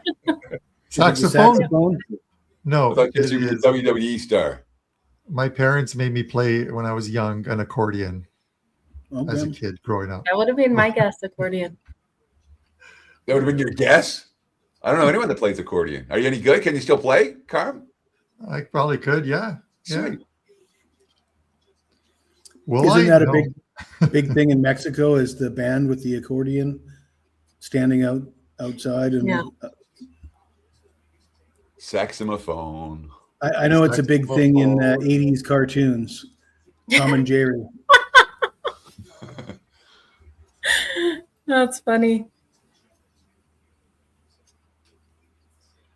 Love the show. Thank you, Scott. We love the show too. That's why we do it every Sunday right here on WagerTalk TV. We appreciate y'all very, very much. And thanks to, we got almost 1,000 of you watching live. Boy, we appreciate you guys very, very much for taking time on your Sunday to hang with us here on WagerTalk TV. If you like this show, again, I expect we're going to do it again next year. So tell your friends, come back. Whatever, we'll promo it, I'm sure, as it comes close. I don't think we're going to be going in the playoffs because it's just one game going at a time on Sunday. So it's just not the same type of flow and feel with the excitement of all these games going at once. And that's what makes the show, that drives the show. Yeah. So if we do it for the one game, we'll let you know. But I'm assuming that the next time you'll see this, we might do it for March Madness. Maybe we'll do it for college basketball. That would be fun. Yeah, I mean, it's fun. And I was very apprehensive about doing the show, and I've enjoyed it.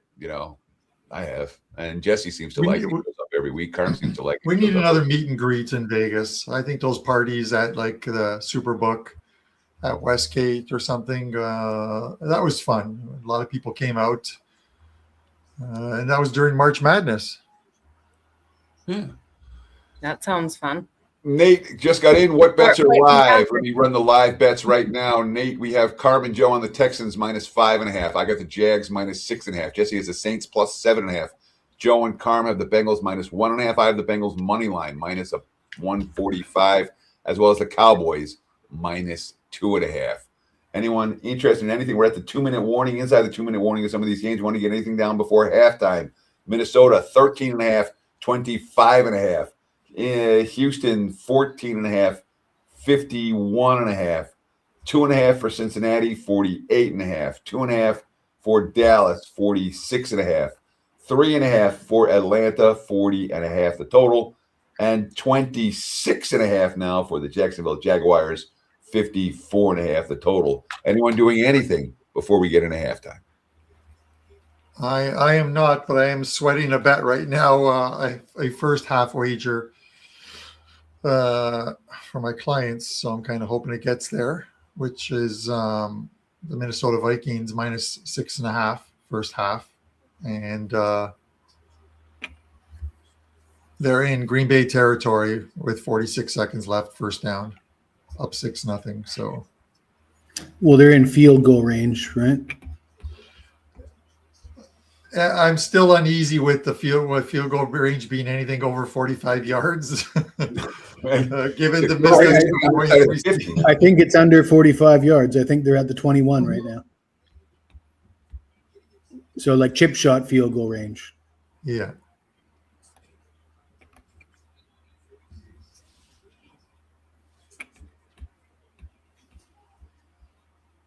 Oh, God, you had him wide open in the end zone. Who's Minnesota's kicker again? Correct. Kickers are one like when Justin Tucker plays for Baltimore for 40 years, you get to know him. But for teams that are like this kicker, that kicker, just like I forget who kicked there last week. Well, you know the guys that hit him, and you know the guys that miss him. Little guys, in Jacksonville. There's a lot of guys that float in the middle, right? Sure. You got Aubrey. That's a great comment from Bread Head Bets for you. So true. It is true. Oh,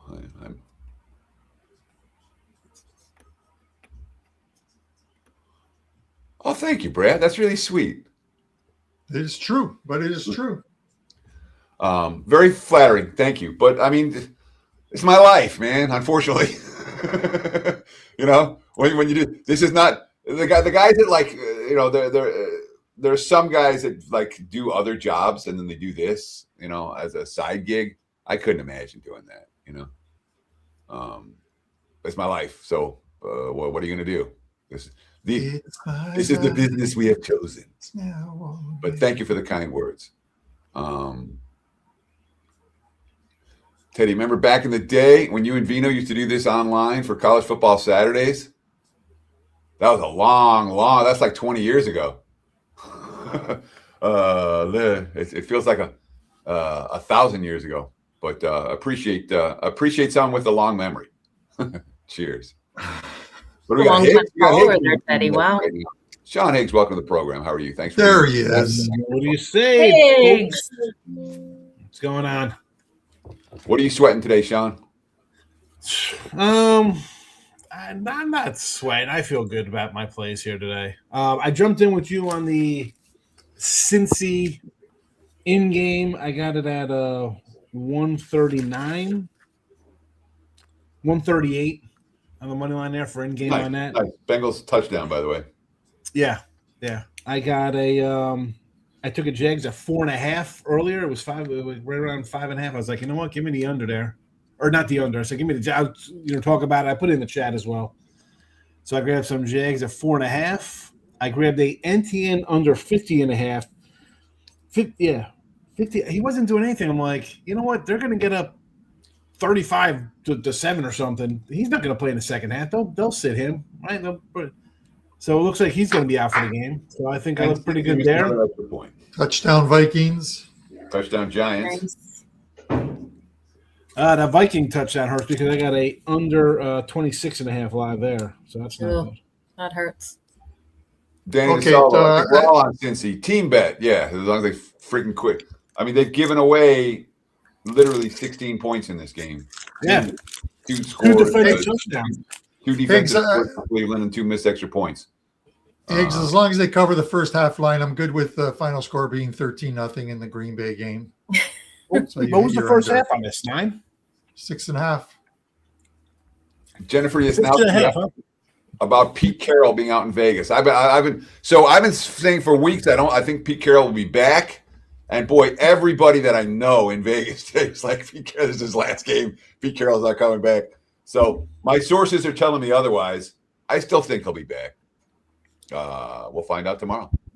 You took a 6.5 first half. I got Minnesota minus 4.5 for the game from the start. Yeah. Well, this is before the line exploded, of course. And Teddy, pull off my best prez again. Another missed extra point by Cincinnati. Yeah. What the hell is going on? Well, I always try to tell him that God hates him, and that's why he's like he gets mad when I say that. I'm like, God hates you. That's why he's doing that to you. I think. Did Giants just get a pick 6? They scored again? Yeah, it was so quick there. Not sure if it was the defense or if they had the offense. I'm still on the cookout. The offense was on the field. Touchdown. I didn't get a pick 6. Yeah. You scared me. But right now, you can get Dallas plus 2.5. I think I'm at minus 2.5. That's a freaking. I should have waited. Obviously. Shoulda, woulda, coulda. Ooh, Shedeur throws a duck. That doesn't get picked. Who are these guys? They're coming in like spam, NFLCBS.com. I'll get rid of them. I'll get rid of them. It's Hold on, Carmen, put in as terrorism. Yeah. Okay, with Higson, I'm gonna pop out. You guys, I gotta run out quick at halftime and get some more milk for my coffee. I only have a splash, but there's no splashes left. So. Yeah. Okay. More power to you, Joe. Thanks for joining us. Is that what Joe we call Madden, everybody. red Let's give Joe a round of wine applause. glasses? Joe, we love We you. call it We milk really enjoyed coffee having you now? on all year. I just Carmen. Thanks, guys. Appreciate you all so much. Have a good one. Round of applause for Joe Madden. She's good. Thank people. you. We're lucky to have her. Drinking coffee. I got a jug of lemonade. What do you got in there? You got vodka in there? No, this is just straight up. What is that? Wiley's lemonade mix, Crystal Light or whatever. That's it. Prez is lucky he's a part owner of WagerTalk because if he was a regular capper, no one put up with his antics. Yeah, even as a part owner, no one puts up with his antics. Makes no difference. It's not the same when I come in and announce touchdowns when Prez isn't here. So it's kind of like. Oh, well. Do you want me to bitch at you? I'll scream at you for something. All right. We got the Vikings going in a half. Good job, Carmine Bianco. Minnesota first half cashes for Carm and his clients. Happy there. Well done, son. Winner. Son. Are you older than me, Carm? Yes, I am. I think. Then I shouldn't have called you son. I was born in 68. No, you're not. 60. I'm older than you. Oh, okay. I was born the year after the Leafs won their last Stanley Cup, which I'm so glad. I was born 2 years before the Mets, Jets, and Knicks won. And It's on the 10-yard line going in. Who's that? Indy. Second and goal. all right, we got half times. We do. Minnesota 6.5, 16.5. That makes the adjusted line 29.5, and the adjusted game total the 19.5 for Minnesota and 29.5 the total. Do we want over?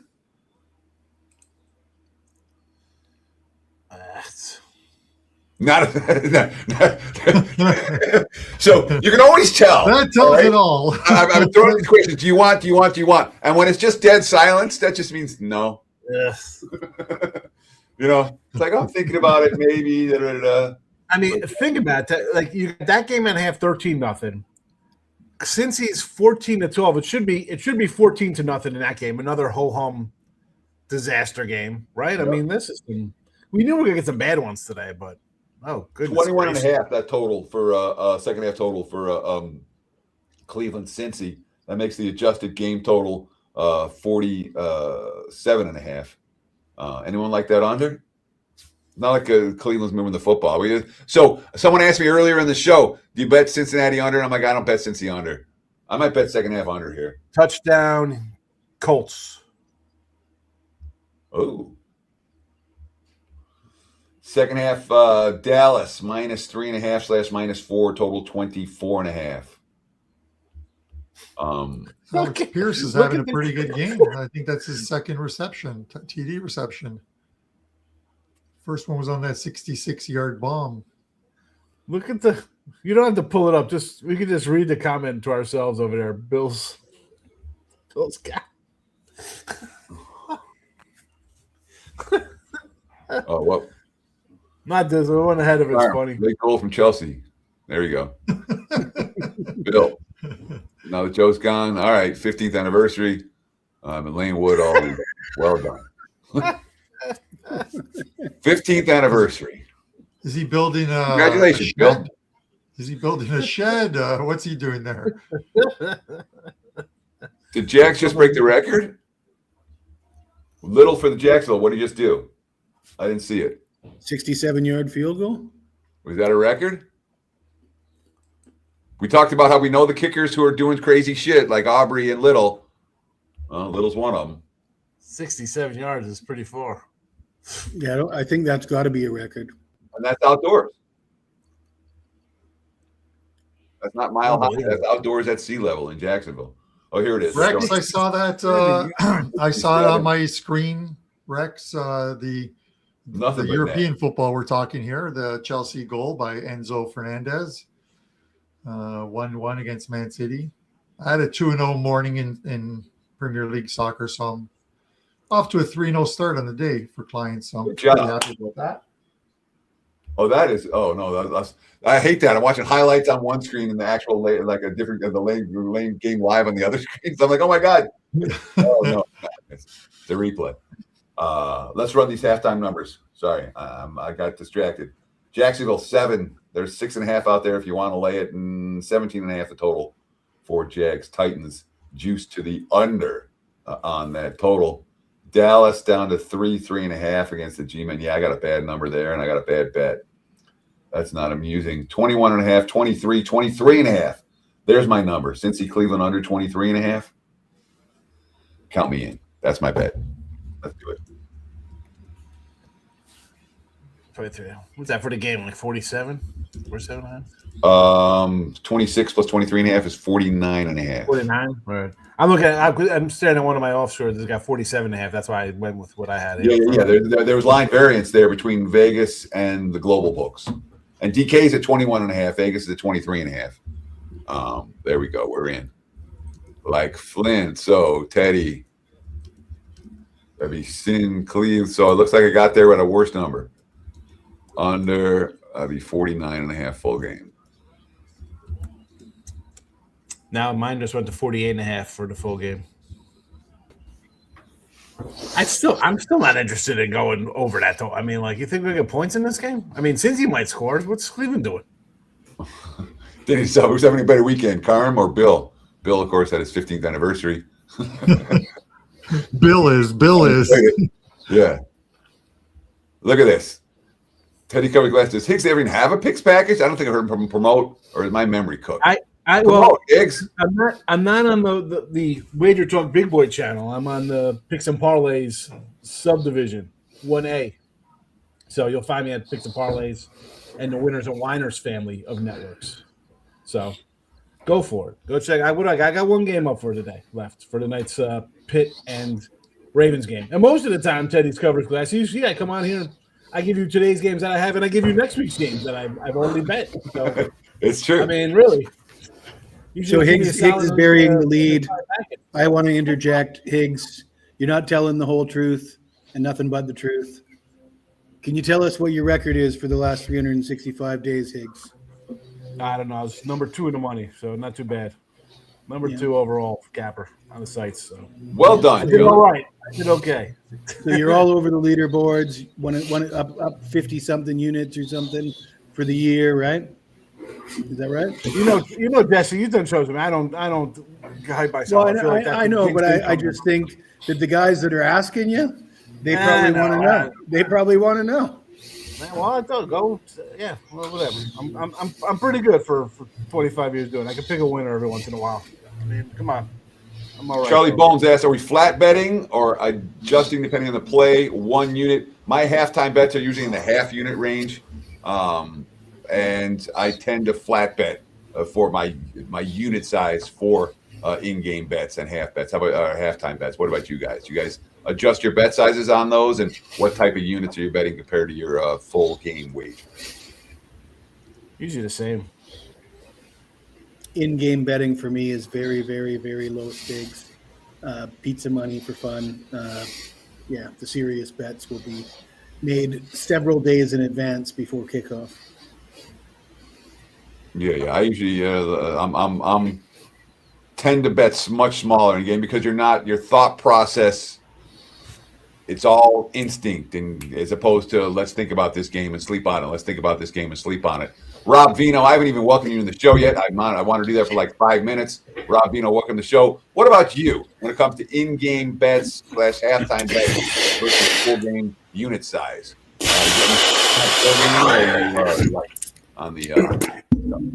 Most of the time, it's always the same, Teddy. As far as flat unit, maybe, I don't know, somewhere between half and 1, never more. But, yeah. So they're smaller than your standard size, than your standard. Yeah, absolutely. And Rob, what are you sweating today? What are you rooting for? I'm just tied up watching this Falcons, or excuse me, this Houston game here, because I'm trying to make a second half bet. on the Indianapolis-Houston game, I wanted to play it under. It's now up to 60.5, and Houston's on the march, so it may get higher. So I'm kind of watching, keeping an eye on that. Yep, Saints Falcons just went to halftime. I'm seeing Atlanta -1.5, total 20.5. That 1.5 with a juice with a plus money. So that's not a real line. Let's see what the markets do on this one for Atlanta, New Orleans. Or it's a real line, but it's at the 1.5 at plus 115 equates to pretty close to a pickup. Rob, you're the old man on the panel, apparently. Yeah. Rob, Rex is asking us, me and you, do you remember those college football Saturday chats? It was about 15 years ago, but he doesn't remember the platform. I barely remember what he did last week. You remember when we used to do, me and you used to go live on college football Saturdays?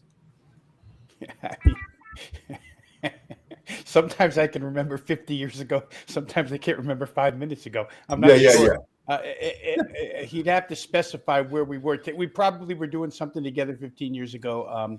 Whether or not the two of us remember it is another story. Yeah, that'd be at Sports Memo. I mean, I'm sure it was at Sports Memo. That's where we would have done it. Right. Although there was one point that you did a podcast somewhere else. You were doing something that was like a Rob Vino sports site or something for a little while. But that was more recently than 15 years ago. So, yeah, I'm trying to recall what he's doing. I'm sure it happened. I'm just not sure what it was. I'll put it that way. Well, we appreciate you remembering, Rex. Thank you. All right. So Brad had bets to ask us win the Super Bowl, regardless of price. You have to take one team. Everyone gets one team right now to win the Super Bowl. Let's just go. Just boom. Who do you got, Higgs? I'll go Jags. Jags. Rob. I'll bet Seattle to win the NFC, Seattle Houston to win the AFC. So if I have to pick between the two, I'll pick Seattle. Carm. I am putting on my biased hat. They will win 3 games on the road. The Buffalo Bills will win Jesse. this year's Super Bowl. If it's regardless of price, it's got to be Seattle. So I am going to give out the pick that I still can't believe no one, like, of all the commodities, Philadelphia, to me, is the most undervalued commodity out there. The defending champs, we know they can do it. We know they've done it. I did some strength of schedule stuff yesterday, and I'm going to talk a lot about strength of schedule on tomorrow's NFL opening line report with Kelly in Vegas, live here on the WagerTalk YouTube channel, 8 a.m. Pacific time, 11 a.m. Eastern time. We're going through all 6 wild card games. We'll talk about some of the future books numbers, and it should be a loaded edition for Wild Card Weekend. Be sure to tune in for that. If you're watching this, again, right here on WagerTalk TV, live 11 a.m. tomorrow morning. You can watch the replay throughout the course of the day. But the Philadelphia Eagles have played the toughest schedule of any team in the NFL this season. They're absolutely battle-tested. They're absolutely have the pedigree of a champion, and they absolutely deserve to be Super Bowl favorites. Philadelphia is my choice, if you're asking which one team I'm going to bet out of the 16 teams that are still alive right now. It'd be the Eagles, at least for this. Yeah, that's crazy too, Teddy, because that speaks to their non-division schedule. Because you wouldn't think that the 6 in-division games were strong at all, but outside the division, they must have played a really hard schedule. So I'll talk about a lot on tomorrow's show. I do. There's a system that uses the Sagarin NFL ratings, and I have 1,000 problems with the Sagarin NFL ratings. And I'm going to start by comparing what I wrote down at the end of week 17 versus what we're going to see at the end of week 18 for today. I use my powering numbers on the game, on the week the game was played. And I go through every week and I add them all up, and we see how many tough teams they played and how many weak teams they played. And you get a residual number. And on average, the Eagles' opponents were like a field goal tougher than the Patriots' opponents. Full season per week, on average, a field goal tougher, which is as big a disparity as you'll ever see in the NFL. That's a lot, yeah. I'm a Philly believer in that regard. Right now, halftime, it's Atlanta -0.5. 20.5. Anyone want to do anything with that game? Houston 3.5 and 2.5s out there. So I'm seeing both sides of the 3 on the Texans. 2.5, the prevailing number. Total 16.5 for Texans. Colts. Anyone interested in the 2 games that went latest into the in the second half, in a halftime, I should say. Not for me, but I want to take this opportunity to thank everyone in the chat, everyone who comments, everyone who likes and shares this kind of stuff. I am done for the day, guys. I'm only here for the first half. So best of luck with your wagers, all your live stuff, guys. Vino, always great to see you. And we'll see you guys week 1 of NFL season next year. Hopefully we'll see you before then, Carmen. Generally one of the nicest guys. Like when we have Carm and Rob Vino on the same show at the same time, generally 2 of the nicest guys I've ever met in this world. So thanks, guys. Thanks, Carm. Go away now. Take care, guys. Take care, Carm. See you on Puck I'm nothing Time against you, playoff, Jesse Carm. or Sean. I'm just saying, like, Rob and Carm are they're ridiculous, dude. They really are. He's the kind Canadian. He could have folded that blanket behind him, a little sloppy, but other than that, he's all right. Teddy, let me just interject by saying I watched the video that you sent me with Nicholas, and when when they announced the title of that song, I think we both were about to pee our pants. That was hysterical. Sure. It's funny. But that's what they're doing now. You know, some guys tries to break into the studio, and they're like, "All right, we're going to write a song about him. F that guy." It just reminds me of where my kids' band started, in those dungeons, playing that like angry, rebellious punk pop stuff. It sounded exactly like where Nicholas started. That's awesome. That's hilarious. So fun. It's cool. Nicholas was like, "Yeah, this dude rocks." Sweet. Oh man. Roberts, Eagles played 9 games against a team that made the playoffs last year. Not worried about last year. I'm worried about this year's strength of schedule. That's one of the, and I don't mean to bring you up and criticize you, Rob. So here, I'll take you down because it's not a criticism. That's Rob 3199. But the concept here is when I'm doing my party numbers, I'm talking about the week the game was played. If you played Jacksonville in week 3, you got a very different Jags team than if you played them in week 13. That's right. If you played Indy over the first half of the season, you got a very different team than if you played Indy over the second half of the season. And we can go on and on. There's 15 different teams like that, where depending on what week you played them, you played a good team or you played a bad team. The aggregate numbers do nothing in that regard. And that's why I go through my priority numbers to show this is what they look like that week. This is how good that team was that week. And that is why Joe Milton's starting for Dak, and that is bad news for anyone that has Dallas second half like myself. Thank you for bringing that in, Javi. That's more important. Now I lost my train of thought completely, but that's worth noting. And we appreciate, guys, if you see anything like that, please post in the chat so I can give it to everybody because they don't have volume on these games. And when someone like Dak Prescott is sitting for Joe Milton, that's a pretty big deal from a point. You had to knew that was coming based on the line going from 5.5 to 3.5. You knew Dak wasn't going to play the whole game here. You know, Dak said he was going to play the whole game, and Dak said he really wanted to win. It was very important to him to get back to 500. So, but the coach is like, you know what? Now we know whose voice means more, because on Tuesday Jerry said he'd probably pull Dak in this game. So I guess Jerry Jones's voice means a little more than Dak's, because there was indications from Double J that this might happen today. D-O-double-J. Thomas Viola, welcome to the show. How are you, Tom? Cheers. How are you guys doing? I'm doing great. Thanks for joining us. We really appreciate you in the chat today. And, of course, guys, if you haven't done so already, now's a great time to hit that like button. Now's a great time to comment.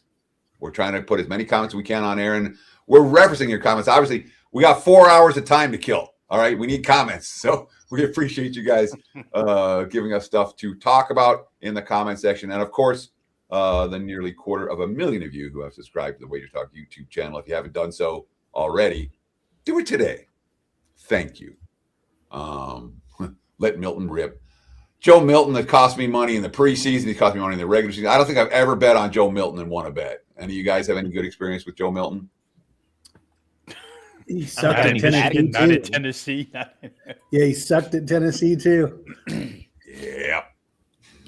He just had a nice 12-yard run out of his own end zone, but other than that, we'll see what he does. He got arm strength. Well,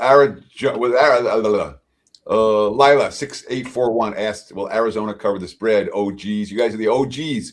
Thoughts on Arizona? What do we got? I like him. I have a play on that game, so I'll just put that. I have nothing in this 1 o'clock block. Everything I have is later today. All I have is 1 o'clock block, and my 1 o'clock block is not doing great. I have Arizona minus 12.5. Plus 12.5? Minus 12.5. You have Arizona minus 12. Go ahead, explain yourself. What's that payoff? Well, it's like 9-1, 10-1. I bet it before. I had it. I had a little bit of it solo and a little bit of it parlayed with Niners money line, because the logic was if the Niners won, the Rams would have nothing to play for, and grabbing some of that. Most of my stuff today is just shots on based on that. Well, makes sense. So here's a question: will the NFL referees are there NFL referees going to continue to steal from his Ravens tonight? Any thoughts on Pittsburgh, Baltimore, and are the refs biased? I heard yesterday that the refs had that the fix was in for Carolina, and that the fix was in against Carolina. So depends who you bet. They're probably doing their job right in that sense. Although, as a Panthers better in that game, it made me crazy when all the calls went against them. Game on the line, they found a way to cover the number, and things kind of went for two. Well, I've heard that the refs, when they do want to fix a game, they just wait it out till like the fourth quarter, the final 30 seconds, 4 seconds, and then they throw that flag to fix the game in the final 4 seconds. That's the way they do it. Yep. I'm assuming you're being facetious. Well, a lot of these games that have been decided on a last late call, people insist that they're rigged, and my argument is always that you don't wait till the end of the game to rig a game, because you don't know for sure that opportunity is even going to exist to rig the game, right? Sure. If you just bit the rig side, you'd be set. So I don't know what the problem is. Yeah, all you guys got to do, listen, anyone that thinks games are rigged, all right, all you got to do is tell me before kickoff which way the NFL wants it, and then show me your bet slip. Just Photoshop your bet slip. Let me ask you this. But after kickoff, I won't accept any of it. If you think a game is rigged, you got to tell us before kickoff.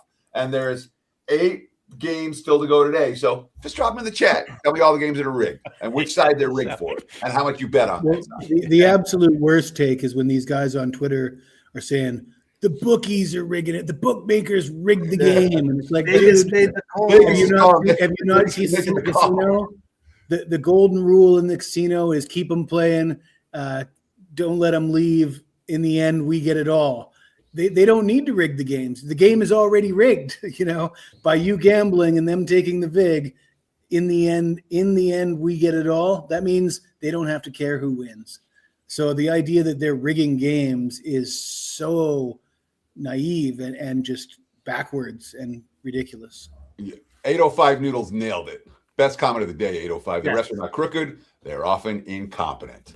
And people mistake a bad call for something other than what it is, which is a human being making a flawed decision. Happens all the time. Shit.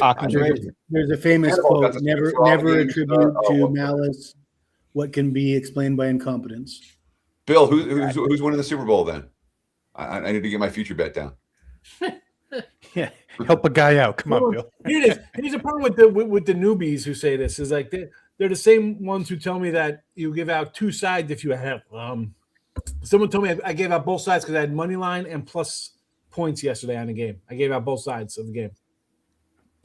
So I don't think you know what that means. Giving out both sides. If you have a money line and a 3.5, I don't. You're wrong.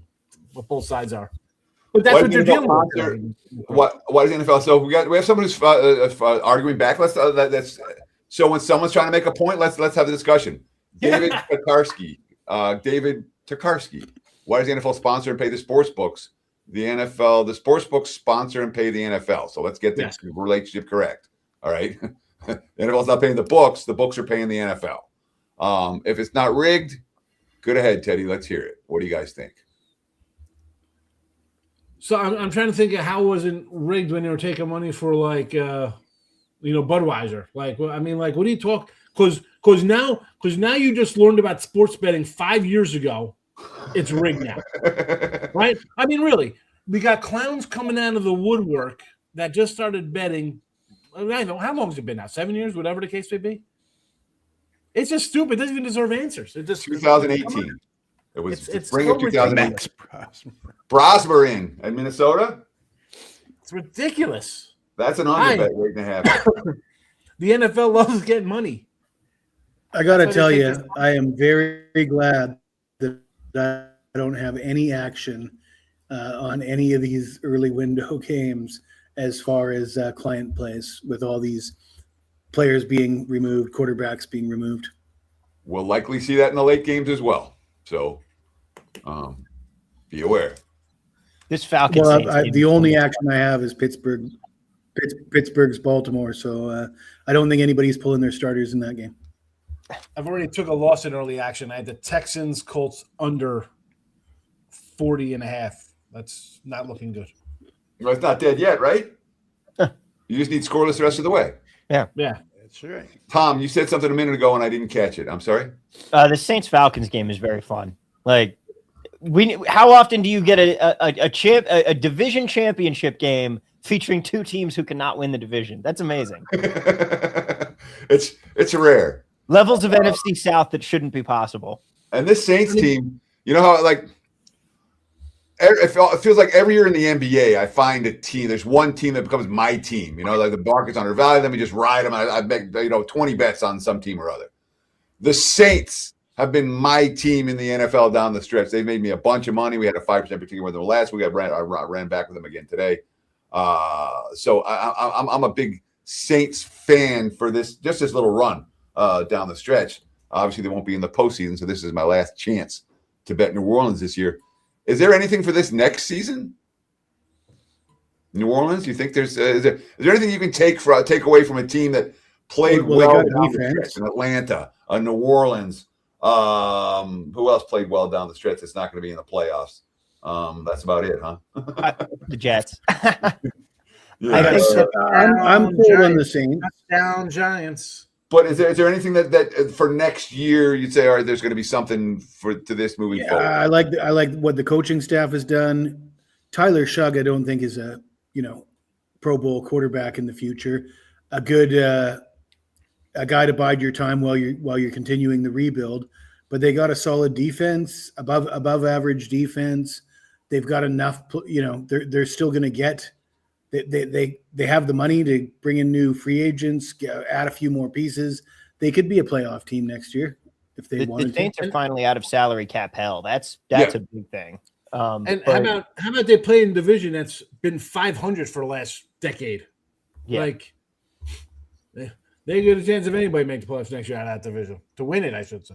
Mm-hmm. I think the Falcons, you can't really count anything that they're doing right now because Kirk Cousins is their quarterback, not Michael Penix, and that's not going to be the case next year. But as far as the Saints go, I think Shug has shown me what. How good were they with Penix? Not good. What do you do? Exactly, they're not a good team.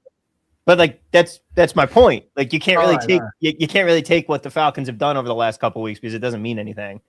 But the Saints, Kellen Moore is good at his job. There's a reason the Eagles' offense looks so bad this year, and it's that he's not there anymore.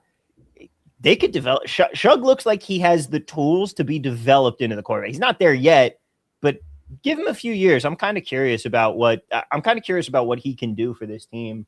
I don't think they're going to draft a quarterback this year. I think they're more than happy to ride this out and see what they can do. But he looks good, not great, but like Teddy said before, you get your quarterback last. You build up the rest of you get an offensive line, a defense, you get a few skill players. And Tyler Shugg, to me, looks like that quarterback that could get you to that spot, right? Keep you competitive, get you 8, 9, 10 wins a season, and then you throw a quarterback in after that. And I actually said that wrong. I would get my skill position talent last. I get my wide receiver last. I get the core. Just the way the Colts did it. They drafted Peyton Manning the first year, and they drafted Marvin Harrison the next year. I would get my quarterback and your skill position talent comes at the year you're ready to make your run. Your rookie receiver can help you. Because if you have everything else in place, then it's you have all these guys in their prime on big contract, starting to get on big contracts, and you're developing your quarterback. It's not like there's any real blueprint to it at all, but I'd say at the very least, you want the offensive line in place first. Yeah. Sure. If you don't have an offensive line, then you end up with Tim Couch. Yeah. You know, And you get sacked 70 times a rookie, and then that's the end of him. You know, Yeah. You just never Joe get Burrow. with another quarterback like that. Touchdown. Andrew Luck. Riley Leonard touchdown. Let's run some live numbers real quick. I got 18.5 now for Minnesota, total 20, 18.5, total 23.5. That would be a low team for Green Bay. 3.5 for Houston, 64.5 is that total now. 2.5 for Cincinnati, 46.5 is that total. 9.5. 64.5 with Riley Leonard. That's real or not? No, it's not real. 10.5 for the Giants, 53.5. That just popped. 4.5 and 3.5 are available for the Falcons. Total 34.5. And Jacksonville is up to 30.5. Oh, 29.5 with juice, the prevailing number, 51.5 there. Anyone interested in anything at current numbers? Leonard just uncorked a bomb down to the 1, and the Colts scored. Sorry, Sean. Yeah, I just said that. I said he just scored a touchdown, Riley Leonard. Oh, my bad. I forgot you're a million miles ahead of me. Come on. Wake up. Come on. I got the. I've already kicked the ball off. We were like you're huddling up. I mean, the fact that D'Amico Ryans has to keep his starters on the field at home against this team with Riley Leonard I'm sure he's not real pleased with that, especially that defense. Yeah, that's the crazy part, the defense. Like, what the heck? The Texans are giving everyone the surprise after a whole season of the defense carrying the offense. Now they're like, let's go out and have the offense carry the defense for a game. Yeah. So the one thing with Tyler Shuck that I wanted to mention, and thank you for reminding me. I don't know why that reminded me, but it did. You talk about give Tyler Shuck a couple of years. That's the one thing Tyler Shuck doesn't have. He's the oldest QB drafted. He's already, 26 or 27? 26. He's got to be good now or he's never going to be good. They don't have, you don't want to take 3 years to develop the guy and then have him turn, 30 on you. Just, and he's developed just as he starts to decline. That is wild. He was born in 1999. Yeah. And it's simplest form, Teddy, back to your original question. I mean, next year comes around and we'll start a bunch of write-ups with second year of system, second year under head coaching staff. And that's where New Orleans will be, right? It should get improved. If it was this good first time around, it should get better as compared to Atlanta with Raheem Morris, who, I don't know, there's people who want him fired. I mean, Atlanta's been treading their wheels with Raheem Morris, hasn't gotten anywhere. So that's probably the most significant difference between those two. So Raheem Morris was head coach in Tampa, and he lasted 3 years. That was Josh Freeman, the Josh Freeman era for the Bucs. There you go. And Josh Freeman had one, the kid he's out of Kansas State, right? He had one great year and then was pretty bad the rest of the way and cost Morris his job. But Morris didn't make it maybe midway through the third season. There were a lot of questions about his leadership on that team. And it took him a lot of guys to get fired. A couple years later, they're already interviewing. Raheem Morris took more than a decade for him to get back, to another job. And it kind of feels like he's crashed and burned this one as well. I mean, Atlanta's the most talented team in that division, period. And they've underachieved each of the last 2 years. Also, I take it back. The Saints are still in salary cap hell. They have the most dead money in the league next year and are currently 23 mil over the cap for next season. That said, Tom, that's way better than they've been. Oh yeah, which is terrifying. Yeah. The Saints still have one more year of this, but after next year, all the expiring money, because the Saints, I've never seen a team kick the can down the road more than the Saints did.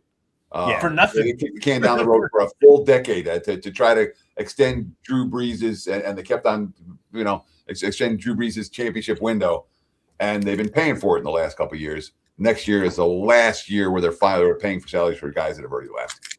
In theory, to be fair, they extended Brees' window a very long time. They did. Didn't win, but they gave it a shot.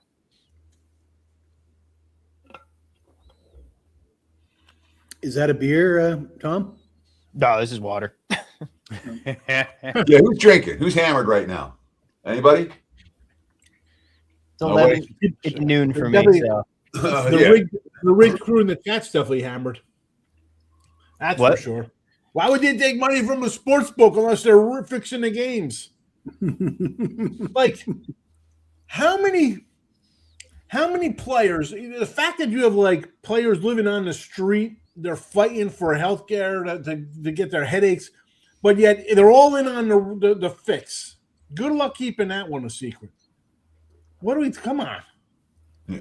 Like Jesse said, if you think it comes down to them calling a holding penalty or something ridiculous with a minute and 40 seconds left in the game, well, that rig can go either way. That's, you know what the rig side is, the one you lost on, because the other guy's happy, right? I mean, Hobby. you said it perfectly, Jesse. If it comes down to a play in the last 2 minutes of the game for it to be rigged, yeah, come on. Why didn't they? I mean, my biggest criticism isn't they're trying to say that some games are rigged, but the fact that they're trying to blame the bookmakers, I really take exception to that, because the bookmakers are doing just fine, and the idea that they need to rig bookmakers are making so much money off of morons like that guy who say, "Oh, by the way, your guy didn't get enough receiving yards because he pulled up lame in the third quarter. We'll give you your money back. You suck so bad." Yeah. They really got to fix the league. Yeah, okay. I'm looking forward to doing Sean Higgs' show tomorrow morning. I got to get my beauty sleep so I can wake up in time for it, though. I mean, what's tonight? It's your morning. It's nighttime. It's morning for me. That's right. I want to thank Javi Cash, who's been real good about posting in the chat guys that are in and guys that are out. Thank you, Javi. Davis Mills in the chat. In the chat. Davis Mills in the game for CJ Stroud right now. Davis Mills in the chat while he's on the field. He wants to know which way we want him to rig it for us. Hey, we got coaches who are in the DMs at halftime in college. Why can't we have players in our chat in the NFL? Sliding into your DMs. I hear you, brother. This is something you should have thought about if you were taking the Texans today. You think they should win the game anyway, right? They should probably win by 10 because they're just a better team. But if the Jags get up like they are, 31-7 at the half, they won the division. Houston is not winning the division. Why am I leaving my quarterback in there when we've seen guys get hurt? You know exactly what happens. Davis Mills I like Davis Mills. I think he's a decent backup. We've seen him win games in Houston before. So if they had the Texans, I still feel confident they'd get a win here. There's a reason they call him Neck Foles. The rigging guys are fighting back. Dirty Reg 22 and our Dirty Reg. Anytime money's involved, let's not act like everything's completely clean at all times. That's fine. Okay. This is what I want. Anyone that says this game's rigged, this game's fixed, you just got to tell me before it kicks off, and then show me your bet slip on the side where it's rigged. Because if it's so easy, if you know it, we all should be making money off of this stuff. Yeah. So just show me that ticket. Tell me which side's rigged. Who's making the money? Because they're not making it on the brick and mortar joints here in the States, because that would be out there when people are moving that kind of money. Mm-hmm. Well, I just don't understand what they think the incentive is. The idea that they're trying to trick you into betting one side and playing that game, I'm just not the amount of money they're going to make just from doing it straight up is the formula is fail safe. They don't need to screw around and try and trick you into betting on the favorite so that they can help the dog cover. That's just not a thing. Let's go into today's rig games. Cincinnati. How many people bet Cincinnati thinking, wow, the Cincinnati just got to beat the Browns today, right? Houston. You tell me they're going to lose outright as a double-digit favorite to Riley Leonard? Here, that'll be all up. Well, who's on the X right now? Is the fixes in already popping on these two games? Because that's where it would be, right? Cleveland beating Cincy and Colts beating the Texans with first place on the line. Division championship on the line. They lost the game. Rigged. This thing really heated up when the Raiders got that call on the final play of the game, when the defensive player held the guy down after he wouldn't let them snap the ball, and the ref threw a flag, and they're like, the game's over. You don't need to do that. Well, yeah. There is a chance that a ref will just let that go because there's 2 seconds left in a game that's over anyways. But it is a rule violation, so you can't say the game's rigged because he's calling a penalty on a violation from the defender, and then if you think it's rigged, then that defender has to be in on it to even do that. Like, why is he even doing that? If he just doesn't touch the guy, the game's over. The game's over if the defender doesn't hold down the Las Vegas player. And then Pete Carroll kicks the field goal. That is maybe a little odd, but teams are getting more into kicking the field goal first and then needing the touchdown later. Dirty I'm Red. kinda Every shocked Trevor game. Lawrence I'm just is saying we still in shouldn't be naive to act as if it never happens. We've seen plenty of scandals in the past. Not in the NFL, we haven't. Yeah.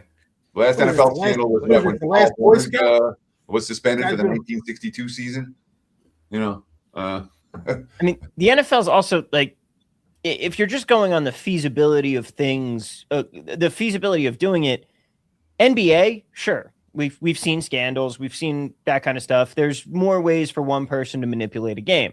Not saying it's happening all the time or even really ever in the highest level of professional basketball. But the NFL is so many players, so many moving parts. You don't have, even the referees don't have enough of an influence there to even make it worth it from a financial perspective for someone to try and gain leverage to rig a game. Like, it's like the NFL is just not a sport you can feasibly do it. You'd be better off trying in basketball, which is quite frankly where games do get rigged. Like, there are definitely a handful of Division III basketball games every year that are on the take. I feel pretty confident in saying that. But it's not The last game widespread. that I think was rigged probably happened when Tom was 12 years old. The Seahawks and the Pittsburgh Steelers in the Super Bowl. Super Bowl. 20 Oh my goodness. That was about as put it this way. If guys in the chat want to say that game was rigged, I got no beef with that. I'm not saying it was the bookmakers that did it though. I can't put my finger on why, but the calls against the Seahawks were absolutely and it was all worse than the calls against the Panthers yesterday. Yes, because and we're not talking about this happened in the opening drive. In the first quarter, drive down the field, score a touchdown. Phantom, no, the touchdown doesn't count. That's how the game starts, and it just went that way the whole way. It was so bad that I think Bill Levy was the referee. He officially apologized to the city of Seattle 5 years later. Jeremy Wilhelm's asking, I don't know how long my grandma is left to live, but she said she would love to see the Panthers in the playoffs one more time. She's hoping the Falcons beat the Saints. I'm hoping that the Saints, at least, I'm hoping that the Saints lose by a 3 or less if they lose. But see, Jeremy says that, but maybe she has a long time to live. Maybe she's going to live another 10 years before the Panthers get in. You never know. You got to look at the glasses half full in that one. You know, keep going. She stays alive till they get in. She did get calls in that one. You know, why? I'm not anti anybody's grandma, but the fact that Denver beat the heck out of Cam Newton and those Panthers made me pretty happy. So sorry to grandma that the Panthers lost that game, but they covered. That's all we cared, is that they covered. Never in doubt. So Aubrey missed a big field goal, but they just got a fumble back there on Dart. So was it 67? Did he try from 67 like Cam Little, or was it 57? 57. He Auburn's missed it now, I guess. Why? Saints going for it on 4th down. Why are the Jags still playing Trevor Lawrence here? Up 31-7. Oh, look at that. Nice catch. Makes no sense, Sean. Right? I mean, he's got to be out now. So it's a minute left in the quarter, and it's 4th down. They'll probably kick a field goal here. Right? He's coming out. He's not playing the 4th quarter. You got you're on the road, right? Who are you playing next week? You're in where they got New England? First time head coach. So can we step in now and take 28.5 with Tennessee for the 4th quarter? I mean, they're only down 24 now. Field goal makes it 27. You can get 28. Can if you want Brandon Allen at quarterback. You get 29.5 right now at DK. Yeah, you could be winning going into the 4th quarter. You want that, Rob Vino? I'll take Let's that. do Yeah, it, Rob. 29.5. Yes. All right, who's in? Sean, Rob. We got Tennessee plus 29.5. It's crazy. My little joint I use here. It's not even. It's off the board. That game and the Viking games they've been off the board since the 2nd quarter.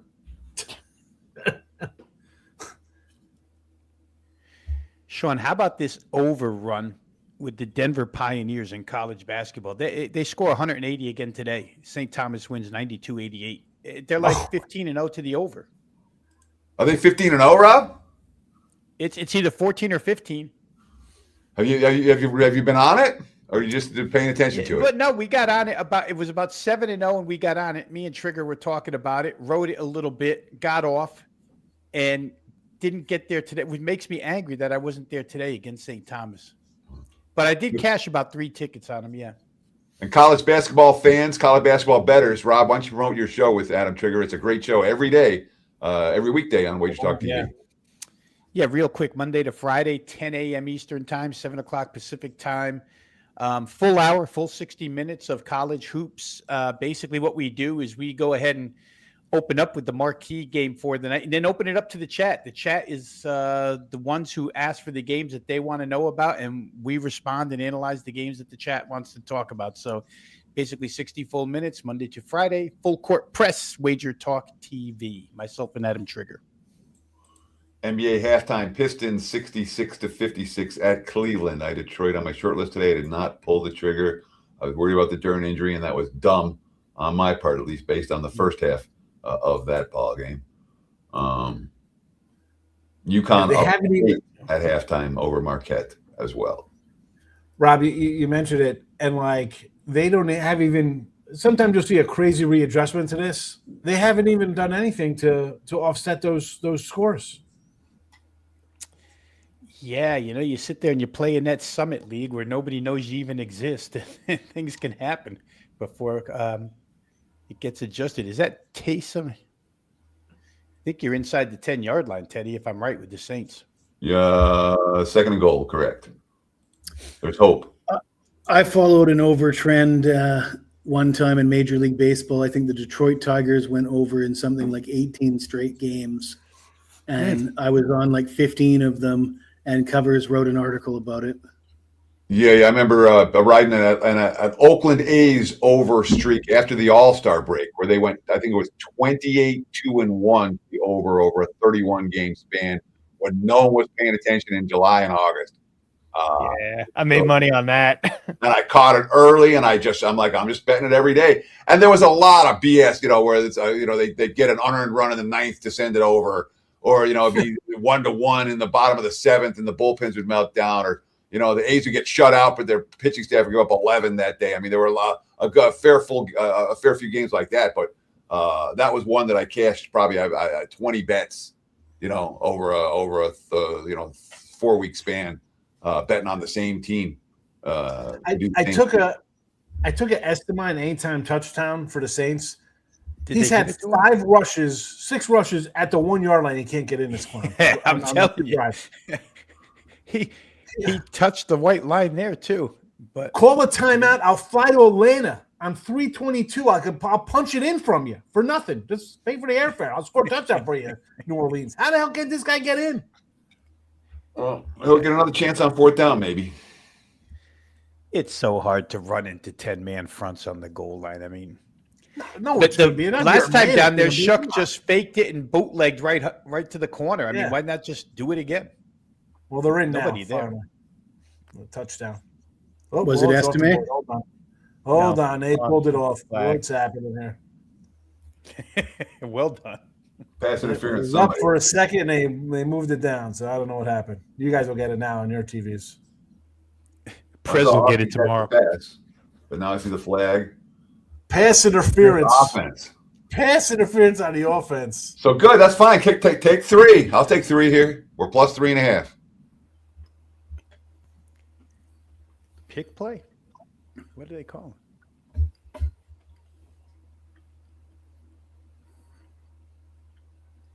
Yeah, maybe. Some of that stuff is tough. Like Detroit had 2 called back in that final set of downs a couple weeks ago. Yep. One really wasn't even a pick. My 26.5 is in jeopardy here in this Minnesota game with the Vikings on a 5. What are they talking about here? Max Brosmer can't. They kicked the field goal, by the way. Can't be stopped. That's fine. Field goals are good. Just didn't look There's like a lot of good time in that game. Sure. I don't mean to laugh, but Max Prosper did not look good on that play. That was one of those that makes you laugh if you're watching. As long as you don't have a bet on Minnesota. If you I have a bet on don't know where Minnesota. I'm at. I don't know where you're at. I'm on first and goal with the 5 for them, so I don't know where you're at on that game. You'll see this play. We got a field goal from the Texans to go 26-24. There's still 6 minutes in that game, in that third quarter. Yeah. That game's going to go on forever. That'll be the game we're sweating at the end. And that's, of course, we'll be here live, right here on End Zone Live, right through the finals. The last game like of to the see. Early slate today. Minnesota fumble. appreciate- Minnesota fumble, baby. There we go. Yeah. Wasn't that? It was just a funny play. It was just Brosber tripping over someone and dropping the ball. Yeah. Teddy, how were you ahead of Sean? I don't know. On that game, I was. Yeah, they were ahead of me on that one. That's why I was like, I don't know which one you saw. I was like, that's why. Yeah, I was really Sometimes- confused. Is Green It Bay happens. playing for anything? Can they? No. No, they That's were why they locked into got, 7. Yeah. That's why they got Dan That's why I love Markowski sitting today. Clayton too. But okay, guys, I just want to thank you all for joining us. We appreciate the likes, the comments, the follows. End Zone Live every Sunday during the early games. There's a whole group of us. We switch in and out. And we try to have fun, and we try to give you guys good info. So we appreciate all of your support. Visit the website, WagerTalk.com. Check out the OddsLogic.com live screen. Get a free 7-day trial from OddsLogic. Go to OddsLogic.com/Teddy. We've all got promos. We've all got stuff up available for purchase right now at WagerTalk.com. And thank you for paying attention. Thanks for watching. There we go. Again, that's the house cleaning. We're done now. What do you guys want to talk about? Who's Jeff the biggest Bell. Joe Milton's running surprise ability today? 20, do we take the 27.5 here, Rob? Or do we already got the 29? Because I got 27 we now. took on 20. my phone. Yeah. Yeah. Mine just finally came back up at 27.5. Live bets. Carmen Joe have the Texans -5.5. I got the Jags -6.5. Jesse has the Saints +7.5. Joe and Carm have the Bengals -1.5. I got the Bengals money line -145. That does not look good right now. I have the Cowboys -2.5. That's a stinker of a bet. I got Cincinnati, Cleveland under 49.5. Rob and Sean have Tennessee +29.5. Anyone doing anything currently?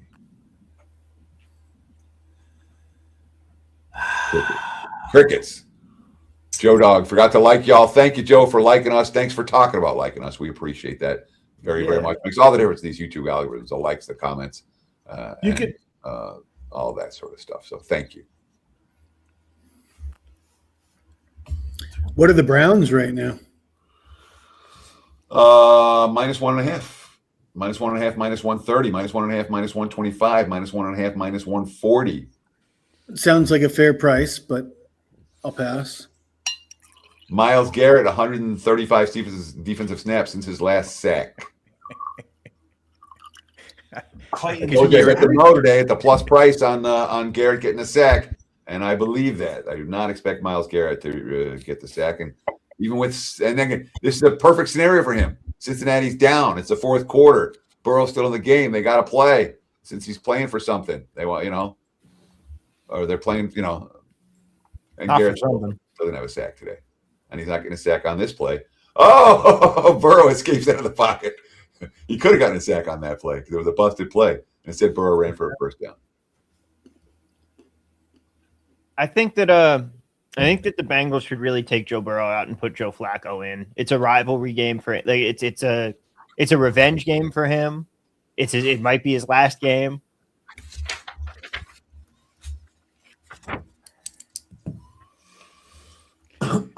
Joe Flacco was in on a quarterback sneak a long time ago. Yeah, he was. I was like, I might have just watched Joe Flacco's last play. So Buffalo's going to be in Jacksonville next week, right? Is that what the matchup going to be? Yeah. Buffalo -1.5. Taking the Jags. We know Carm likes the Bills to get it done. See a total on it? 50.5. Yeah, I'd be I'll take interested the in over. over. I'd be very interested in over if they give me My 51. number's a little bit higher than 1.5 on that game for what it's worth. This was earlier. This was from this morning. I wrote them down. Yeah. So as I was going through that, and I'll talk about this a lot on the opening line report for tomorrow. But when I was going through some strength of schedule stuff for this year, and again, when it comes to wild card weekend, the strength of schedule stuff is something you really want to pay attention to. The weakest strength of schedule is the Patriots by far, and then Denver, San Fran, Jacksonville, Seattle. All 5 of those teams had notably weaker than average strength of schedule this season. So again, that's Seattle, Jacksonville, San Fran, Denver, New England. In general, the teams with the weaker SOSs are not teams I want to back wild card. I want to get. So that's just based on my numbers, not stagger numbers. Stagger numbers are very, very good. The stagger numbers are the Rams having faced the toughest schedule in the league, and I got the Rams middle of the pack. It's Houston, it's the 4th toughest in the league. I got Houston middle of the pack. So stagger numbers to me they're not very useful, but they're useful as a tool because that's how the mainstream media is going to look at the mainstream bettors even are going to look at strength of schedule for this year. They're going to look at stagger numbers, and I think those numbers are hot garbage. Curiosity, Alan, Teddy, the difference between the division mates, Houston and Jacksonville. You said Jacksonville was one of the worst. Houston, middle of the pack. How much better was Houston's schedule? Sorry, I just closed it, so let me come back and reopen it. I mean, same question about the Rams Houston versus Jacksonville. I thought that the Texans were about a point tougher per week than the Jets. Same question, Rams 49ers. Rams were middle of the pack. 49ers were notably easy. Again, about a point easier per week for San Fran over the course of the season. A little bit less than them. And both of them are a little bit less than a point. We did get the backup in for the Jags finally here. There you go. Joe Milton scrambling to the 1 yard line. Joe Milton making plays with his He's feet, a running fool. never today. with his arm. Joe Milton, prop rushing yards should have been there. The Colts are I can't believe the Texans can't slow down Riley Leonard. So the fact that Indy was like, we want another chance to see Riley Leonard. And again, Riley Leonard was a good quarterback at Duke. He was a good quarterback at Notre Dame. He showed signs. He just never showed, I'm going to be a star signs. Touchdown Dallas. I mean, do they really need another look at Riley Leonard, or is it we don't want to put a 44-year-old man in harm's way for a meaningless game? I think they want to look at Riley Leonard. I do. I think it's both. Like, if I'm Phillip Rivers, I've played 3 weeks of NFL action at 44 years old. I might be like, okay, put in Riley Leonard. I think the Rivers was the Rivers was maybe we catch lightning in a bottle like Flacco, and once you're out of it, it's like, you know what? Let's put Riley Leonard in and see what we got here because we need. Yeah, it makes way more sense. Yeah. Joe needs a miracle. Cowboys and Bengals points over 26.5. Cowboys and Bengals points. He's got team totals for both of those They teams. got to be team totals, I guess. Well, good luck. I hope you get a miracle. 805 Noodles ask, are the LA Chargers sitting the whole first string? In the NFL, you can't sit the whole first string. All right. It's a 52-man roster. 46 are active on game day. And if you sit the whole first strings, that would be 22 guys that are sitting and leaving you with the 24-man roster. It's not enough. And even if you call up everyone on the practice squad, it'd still be a problem. So, no, they won't be sitting the whole first string on either side of the football. What they will be doing is sitting key veterans whose names we know. That said, having the Chargers backup seen plenty of time this year. Tons of backup offensive linemen have played in games. Yeah.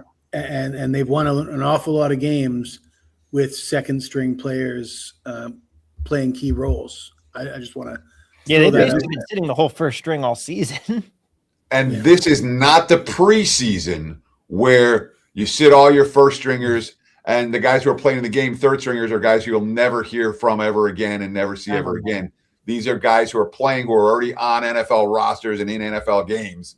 Backups play. Everyone plays in the NFL. Garrett got his sack. Yeah. Oh, there it is. All right. So my note. No, I guess, and to that point, Teddy, it goes the same for the other side. The other side isn't sitting their first stringers and not playing for anything either. The other side, in this case, is as motivated as you could get where Denver's concerned, playing for the 1 seed. So it is a little different. It's kind of like a preseason handicap, but a little different than a preseason handicap, somewhere in between. Yeah. R.S. Levine is asking about the Bills' first quarter. Any opinions on the Bills' first quarter? Under.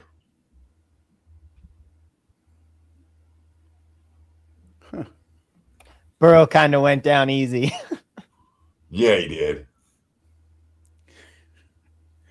The old Michael Strahan. Real easy. Yeah.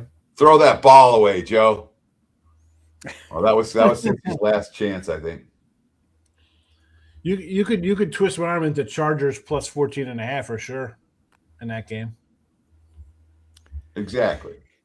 Yeah, because you have the fourth quarter back. I like the Chargers. Yeah, you do have to remember what Denver did in this exact spot last year, though, 38-0 against Kansas City.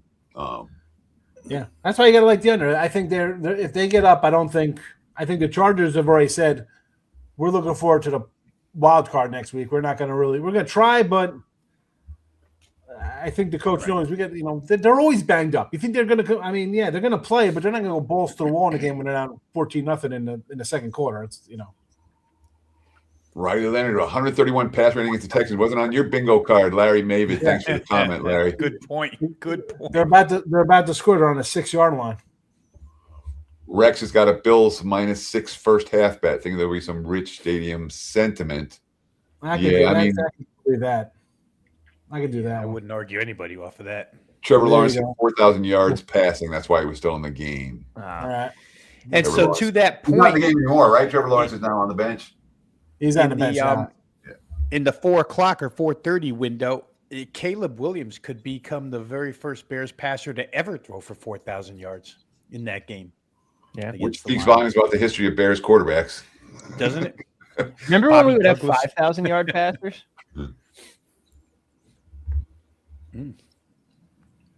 There's not many 5,000 yard passers, Tom, for a season.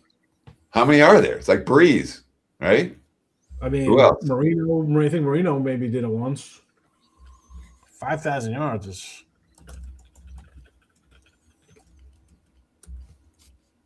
Peyton Manning, 5.477. Drew Brees, 5.476. Tom Brady, 53.16. Patrick Mahomes, 52.50. Yeah, you go down. There's been 15, and most of them were Drew Brees. He did it 5 times. Yeah. Gotta say it. Drew Brees. Yeah. Wow. Jameis Winston has one. Well, yeah, Jameis Winston had the 5,000 yard 30-30 season. Yeah. The greatest season in NFL history. That guy does. You know what? Jameis. How does he not start somewhere, honestly?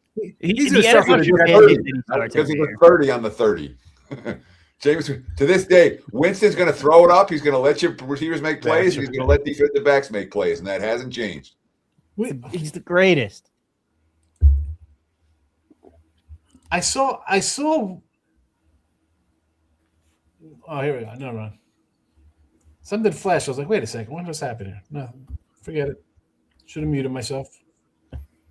But like you look at the passing leaders, like just all of the greatest seasons. That 2000 to 2012 range has most of these. Yep. Like of guys, not just 5,000 yards, but the high 4,000s. Like here we are. We have an extra game in the season, and where we might get a couple guys to 4,000 yards. Part of it's the kickoff rule. Sure, the fields are shorter. Yeah. And the other part's that 80% of the quarterbacks are garbage. Yeah. That's part of it. Injuries seem to be up as well. How many quarterbacks actually play a full season these days? Yeah. So looking at the last 6, 7, there's been the passing leader the last 7 years has been a different quarterback every year. And when you see guys like Tua and Deshaun Watson on the list, neither of whom is likely to be an NFL. I don't know. Does Tua get another starting opportunity? I don't know. Sure, Deshaun you probably Watson have to. Tua gets one for a really bad team. The Jets. Well, That's what we were talking about earlier, Teddy. Is I said they would make a great backup quarterback for a team, but do they want to be backups? I think they'd be so disgruntled that might not work out. You go to Kansas City. Who's taking over for Mahomes? Go to Kansas City. Yeah, they have to either draft one or get a free agent. He's not going to play till November at the earliest. I'll You can take just the under on that. Run back Oladuka. They could. I've got it that's what over he's today. Playing for today. Yeah, because it's really weird. We were talking about handicapping this board, but like the first thing I asked myself is, which team today or on Sunday wants to lose or has the least interest in winning? And it's got to be the Raiders. They have no interest in winning a game. Chiefs money line is the bet. Well, the Raiders they are were fine. If 230. the Giants win this game, it's over. Raiders could win. Raiders could beat the Chiefs, and it doesn't matter. True. Yeah. Falcons field goal. Now 16 to 10. Or at least I think. I don't think that anyone else can jump them in the standings. No, they There's had a bunch they had of the 3 and worst. 13s. They needed the head. Yeah, but the heads broke down where if then the Giants had the same record, they would have leapfrogged. So no, I think Tom's right there with them being number one with a loss or with a win, I should say. Colts now leading the Texans. Houston is laying a half. It's Indy's laying a half-point favorite. Total 62.5.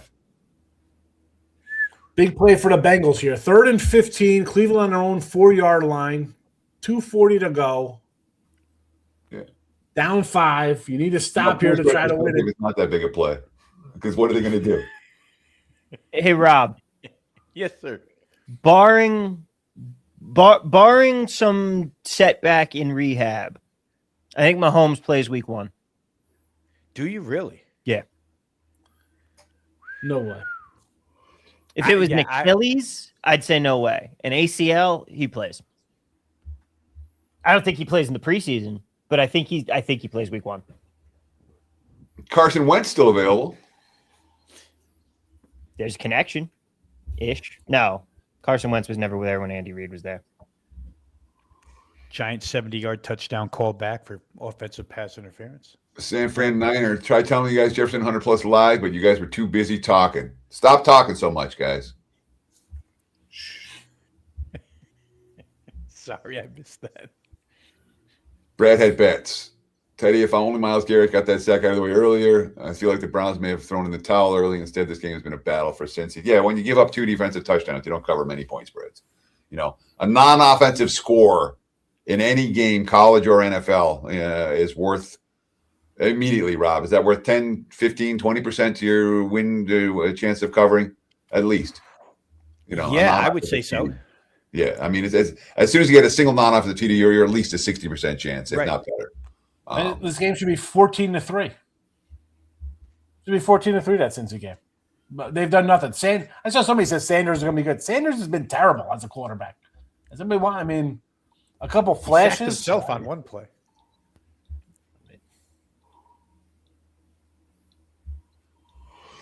If I'm an NFL GM, do I take Tua or Murray to be anything other than QB2? So Murray's going to get a starting job somewhere. I think Tua will too. I mean, somebody's going to take a chance on these guys. They've been playing. I fully agree. I don't think they're going to be back Let's up. say it this way. All right, we're saying somebody's going to take Tua or Murray to be a starter. What teams are going to? The Jets? Sure. No, Jets are Minnesota? drafting a quarterback. I'm telling you where that they Kansas City could patchwork 8 games with one of those guys if they had to. Kansas City needs a quarterback. No, they don't. But isn't that basically them being a backup, though? Here's my take on Mahomes. The guy's been the last 5 years. He's gotten worse every single season. Yeah, Go but ahead, look it up. the offense has gotten worse every single season. All right, so we think he's going to be better next. So next year they're going to turn it around again with 87-year-old Andy Reid. What? Get that. That's not what I said. They're just not like Mahomes is going to be the quarterback for the next 15 years. I don't think they're getting better. I don't think they're getting better. I think that window has shut. Kansas City's done. It's time to move on. But if Kansas City gets if Tua, Kansas City's moving on, I'll take Mahomes on the Jets. Yeah. That window is not shut, and there's no way Mahomes goes anywhere. Yeah. I'm not saying he's going anywhere. I'm just saying them as a championship and if team. Murray or Tua go to Kansas City, That's not a starting. That's not a starting job. That's a backup job. They're backups at that point. Let's That's not what I forget. said. Patch it in. You got to patch in those 8 weeks somehow. I don't think But that I kind of You agree with probably don't want to Sean. spend that money. I think at they most are can't backup. September. I think the reality is they're only starters on like the Jets or the Raiders or the total bottom feeders. If you're not a bottom feeder, why do you want these cast-offs that their own teams don't want them? I really don't see Kyler Murray going into and leading a team to the playoffs. I'm not seeing it.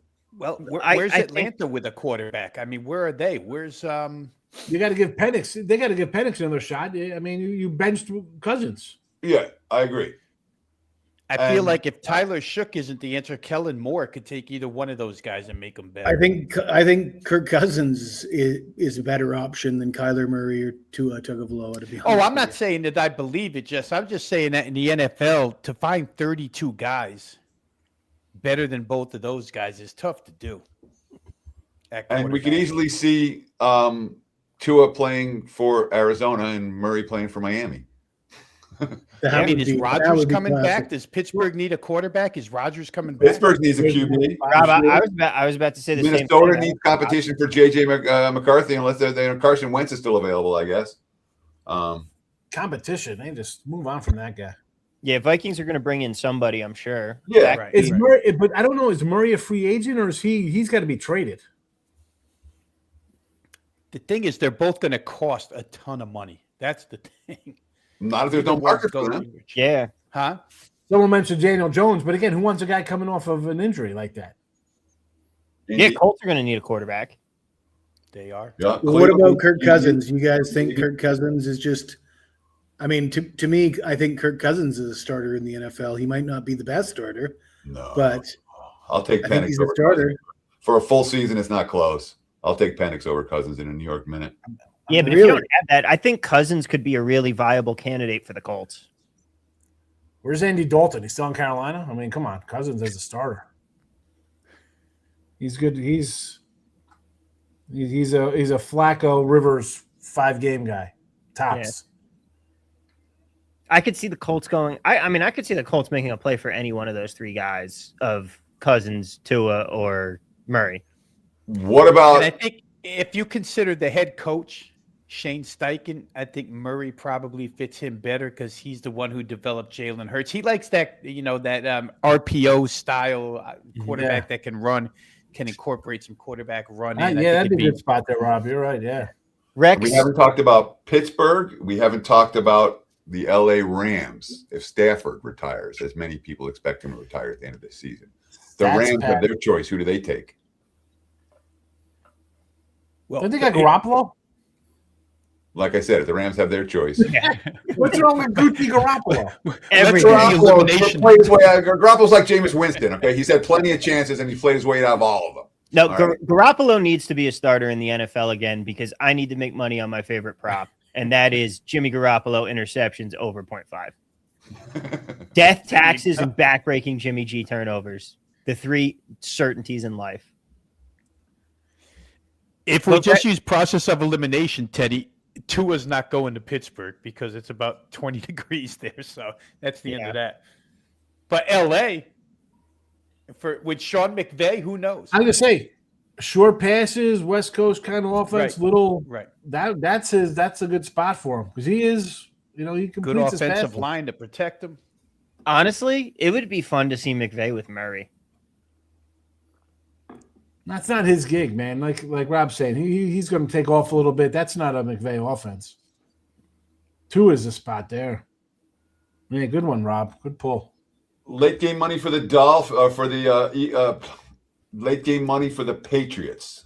14's now popping up all over the place for New England against Miami. Also seeing late game money for the Rams, now 14.5 at a lot of books. That total now 49.5. We've seen over money come for Rams and Cardinals. We're also seeing more Broncos money. Broncos are up to as high as 15 here in Vegas, 14.5 in most of the rest of the world. I'll be right back. I think A-Chain's out for Miami, right? He's not playing. I can't see them putting up much of a fight. It's just a question of how long does New England stay on the gas for? Because if they see Denver winning big, they're going to pull what Houston pulled, right? Right. That's what you think. If it's a quick 14-0 first quarter, second quarter, I'm like, all right, are we still going to play till halftime? Right. Yeah, I mean, they cannot get Drake May hurt. A little bit of Lions money. No, I'm not seeing the Lions money. I'm seeing nothing but Bears money. That line was 3.5. Now it's 4.5. You guys seen any Lions money? Some of the 4.5s did backtrack to 4s, but it hasn't increased. That's been Bears money since that's a little bit of Lions money. So yes, Rob Vino seen a little bit of Lions money. I haven't seen it. Joe Milton picked off. There you go, Milty. I think once they announced St. Brown would play, I don't know what difference it makes, honestly. Equanimous? Detroit. Who's flushing the toilet? Who's that? Sounds like an airplane toilet in there. He didn't fart or start making noises. He doesn't even know the right. He took the camera off like he came out naked. There's Tom or Jess right there. There he is. His bathroom's right next to him. What's going on? American Airlines over there. Yeah, Jess. So don't hit the camera off. Hit the mute button when you're in there. At least you didn't come in and rip one. That would have been funny. Yeah. At least you got the indoor plumbing. I know some of those places in Thailand, it's just the hole. My apologies, guys. I'm sorry about that. Yeah, we got a good laugh. It's all good, man. For about 2 years, I forgot Chase Young existed. And the last 5 games, I see Chase Young making plays all over the field. A monster. Not the same exact thing. I completely agree. So, Teddy, we got our money line here on for Cincy here for the game. First and goal on the floor. I hear you. It's a sweat. First and goal. 805 noodles. Those two toilets are nasty, and that's a big part of this show, and not toilets, but the concept of we do a lot of shows that's scripted. We do a lot of shows that we have to get through things. This is not that show. This show we get to make fun of Jesse's toilet. Riley Leonard picked off on the Indianapolis 33. Big turnover there in a 1-point game. Kirk Cousins just got sawed in half. Samaj Perine on the 4-yard line. He catches a parlay there at the 4-yard touchdown. Oh, man. SF9er. There we go. There it is. Cincy touchdown. When Pirine was on the Chiefs, that was one of my favorite. Another one of my favorite bets every week was just the Pirine receiving yards over, because it would be at like 4.5, and he would always get 7. Like every single week, he would always get 2 targets, and he would always catch them and just get his 7 to 10 yards, and that would be good. And that's the coolest name there is, Samaj, man. What better name is there? What cooler name is there than that? That's a top tier name for sure. Maverick MacGyver is pretty cool. Teddy, as we speak, the Bears are down to 3.5 almost universally. So there is lots of money coming in for Detroit. Yeah. Bang. Money coming in for the Lions. Is that credit where credit is due? Here's the thing. Who's betting these kind of games? Is that the public coming in? Why don't the public coming in on the Lions here? No. Or is that's the sharp saying, you know what, you're going to give me more than a field goal versus a team that might bench their guy the second half. I'm going to just play for here. Check but like Johnny you said, Detroit's accounts. You lose 50-10 to a team, you kind of want to take it to them a little bit. At least beat them and say, that was my thought process. I don't trust Detroit to show up in outdoors today. I don't trust it. They haven't shown up since Thanksgiving. They haven't shown up. They're going to show up today in Chicago out of the playoffs. Since the bye, Lions 3-6 straight up, 2-7 ATS, and one of the 2 covers was fraudulent, if memory serves correctly. It was a game that was tied, and they scored late. Ben Johnson's itching to get a second chance at that team. But at the same time, that's not the Bears are playing a playoff game next week. That's far more important than getting revenge on this team this week.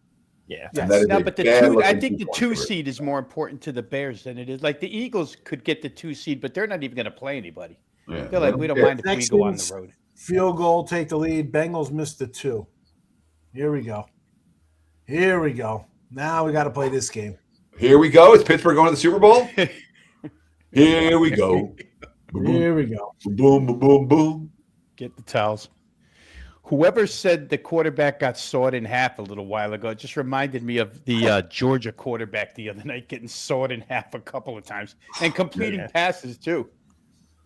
It was crazy. We lost that 29.5, by the way.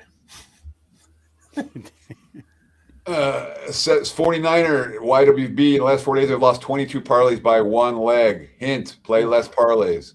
Yeah, he knows better, but he SF Niner. There you go, Mr. Parlay.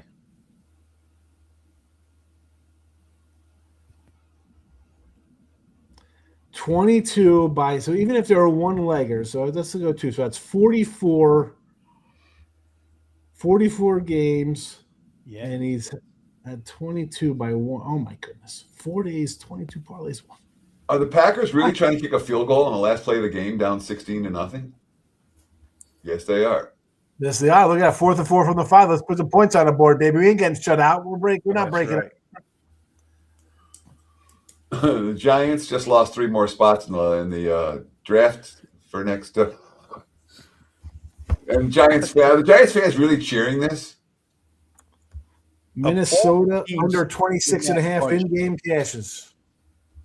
The Giants are the one that didn't want. They're not chasing a quarterback. Dart's going to be their quarterback. Yes, so I mean you think they should be because they got a guy he's not going to last 5 years, but like Mendoza or Dante Moore, they're not on their radar 1 and 2. And of course, you can get the 1 or 2. If you get the 1 or 2, you trade it and get yourself more. Yeah. I mean, it's still worth something. It's worth a lot more than a win against the Raiders. Do you think guys like the interim coach when he goes in for a regular gig for a head coaching job somewhere, gonna be like, well, why'd you stink it up? Is it an unwritten rule like, hey, the owner, if it was your team, you want to lose games, get a better draft pick? Do you think those guys get a little like leeway pass on if they lose out as an interim guy like that, right? Like how? Like this guy wants to prove that he can win games, but on the same token, the ownership's like, why the hell you win them, bro? We could have a pick trade and get 3 guys instead of 1 good one. We get three pretty good guys instead of 1 guy who might be great. Yeah, but that's why teams don't tank. Organizations do. Well, that's what I'm saying. But yeah. I like the fact, like, you got to be losing these games. Well, the fact that Jackson Dart's still out here playing with 10 concussions this year tells you that, he wants to win games. Yeah. You guys are sleeping on the NFC. Week. You guys are sleeping on the NFC South Championship game right now. I'm not sleeping on it. I'm sweating every bit of this game because this is my since he's not getting there, I need New Orleans to get there. It's about to get exciting here. There's one final drive for the Saints to upset the apple cart and send the Bucks out of the playoffs. It's already exciting. Estime's going to try and get in the end zone again. Chuck, look at that hole. Down to the 23. All right, I got a question for you guys. All right, shoot. This is the season where nobody is good. The top 2 teams are you've got 2 teams that aren't double digits to win the Super Bowl. This feels like the year to take some shots. Who's your team that's not the Rams to win the Super Bowl? So I think we did this. We did this over the first half. Did we do this in the first half of the show or the second half, where everyone made a Super Bowl pick, regardless? Let's not be the first half because I wasn't here. All right. Yeah, so I picked the Eagles. From a strength of schedule standpoint, Philly's a defending champ, and if I'm taking one team, it would not be the long shot. It would be one of the shorter shots who I know can win it because they're good enough and they face a tougher schedule. So my pick is Philly. Who do you got, Jess? You gave someone earlier. It was quantified before that price is no object, so they just wanted to know who won, and they weren't asking you the value, right? See, right. I'm asking value. Yeah, he's asking value, so it's a different question altogether. Yeah. Okay. Why don't you rattle off the prices for us there, Tom? The top 10 teams or whatever. Sure thing. If I can make this work, there we go. Oh, my goodness. Browns on the freaking 40. What are we doing here? Sweating. At the top of the list, we have the Seahawks. I'm just pulling the FanDuel numbers right now, but Seahawks we got plus 440. Rams we got plus 470. Broncos plus 750. Eagles plus 850. You got some nines out there. Bills 10-1. Patriots 11-1. Houston 13. Jacksonville 13. Green Bay looks like a bad pick. Oh, geez, a real bad pick if you had to. yeah. To me, it's New England and Buffalo are the two that you should consider. I mean, Buffalo can lose to anybody, but they could beat. To me, they're a team that could lose to anybody or could beat anybody. If things fall in the right place for Buffalo, Josh Allen, that's the value for me. New England or Buffalo. What's Baltimore? Baltimore is 20-1, and that's the one I have my eye on. But they won't let's talk about be 20-1 right now because they're not locked in. Yeah, they won't be once they're in. They have an extra game. So, What that's about the the one Chargers? where What? Chargers. 22. Yeah, give me that one. You can actually find some 25s around there too. I mean, I like the Jags, but you're talking 25-1 and 22. Even with Baltimore, those two, why not? Well, the Chargers at the same price as Baltimore is way better value. I mean, at least they're in. Yeah, They're in. And Herbert at quarterback is a magician in my mind, and Lamar is a once magician that just doesn't seem to have it anymore. Well, he's banged up like hell like this year. He's been hurt all season. Chicago at 22-1 is interesting when you factor in that they're on a mission from God. Yeah, but they don't have the sunglasses. I ain't betting them at 52-1. The hell I have a happened buddy to- who's Mike really- Daniel wants us to talk late game ATS picks, please. All right, late game. Let's just run the numbers. New England 14-44.5. Anyone? Who's that? I'm sorry. The New England over Miami 14-44.5. Under. Yeah, I'm not tempted by that game. KC. Wait, does New England have anything to play for? Yeah, they're Well, they playing could for be top one. three If this Denver, week. if Denver One- loses, Denver they could be lose. one. Yeah. Denver could lose, by the way. Anyone could lose. It's any given Denver's Sunday. a 14-point favorite too. Yeah, I see them playing the full game because that my only thinking is I'd like to take Dolphins plus 14 if New England's going to be like, all right, let's just pull everybody at halftime. The good thing about 2026 and 1996 is that you can get it in game now. So there you go. Facts. Tom. You're still alive for that one. Yeah, that's Chiefs- probably how I'll play that. Chiefs Raiders. Chiefs 33 down to 3.5. 36 the number. What's the money? Under. 3.5. Maybe I look at the money line. It's time. Under. Chiefs line at Oladokun can't throw for $100. $100. And that's it for the Browns here, kicking a field goal. You get underneath $2 now in some spots, but probably $2. Not much. It's not appropriately priced for a 3.5 point favorite. You see what I'm saying? A 3.5 point favorite on the money line is not supposed to be. We're not supposed to be talking about minus $2. Right. You know, and what are we talking about? But yeah, it's the only way I can play it. Minus one and minus 180. Still minus $2 out there. All right, let's get it off of that. Late game action: Jets, Bills, 12.5, 39. Anyone?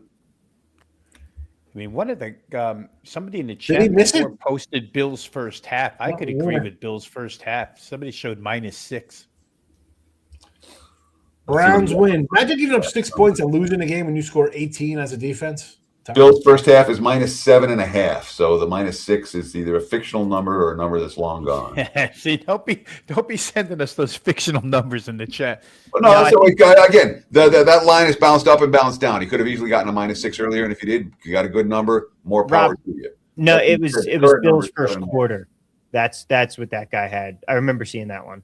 First quarter can't be -6, can it, Teddy? No. No, it's first half -6. He First said half first minus- half -6. He could already have been in his pocket. He didn't have to, Yes. be Yeah. betting it Yeah. right now. Beginning of the week bet for sure. Yes, that was available. More And money that's a for the good bet. Lions. In my mind, that's a The good Lions bet. money. 3.5 at plus money now for Chicago. So 51 the total there for Chicago, Detroit. Philly down to 3 at a lot of books. Still 3.5, 38.5, 39. Anyone? I'll take Washington. Washington plus 3.5, plus 3.5. Why don't you take plus 3.5 instead of plus 3? I think they're winning outright, so it doesn't make a difference. Give me the points. Let's go. Washington on the money line right now. Money, again, you just click around to the odds logic live odds screen. I'm seeing plus 150 widely available for the Commanders. I got to say, on the money line. I'm not giving up both sides by saying I like money line and the points. SF9 thinks you're giving out both sides if you have money line and a plus the points. But that's a guy who's bet 44 parlay. Browns beat the Bengals 20-18. Cleveland gets to 20. That does, however, cash the in-game under that we had on that. So at under 49.5. So we get a W for that one. Let's go. Let's just finish these and we'll grade what we have for today. Chargers, Broncos 14.5, 37.5.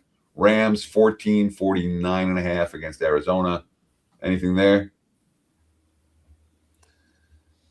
I have plays on both of those, so I'll keep quiet. All right.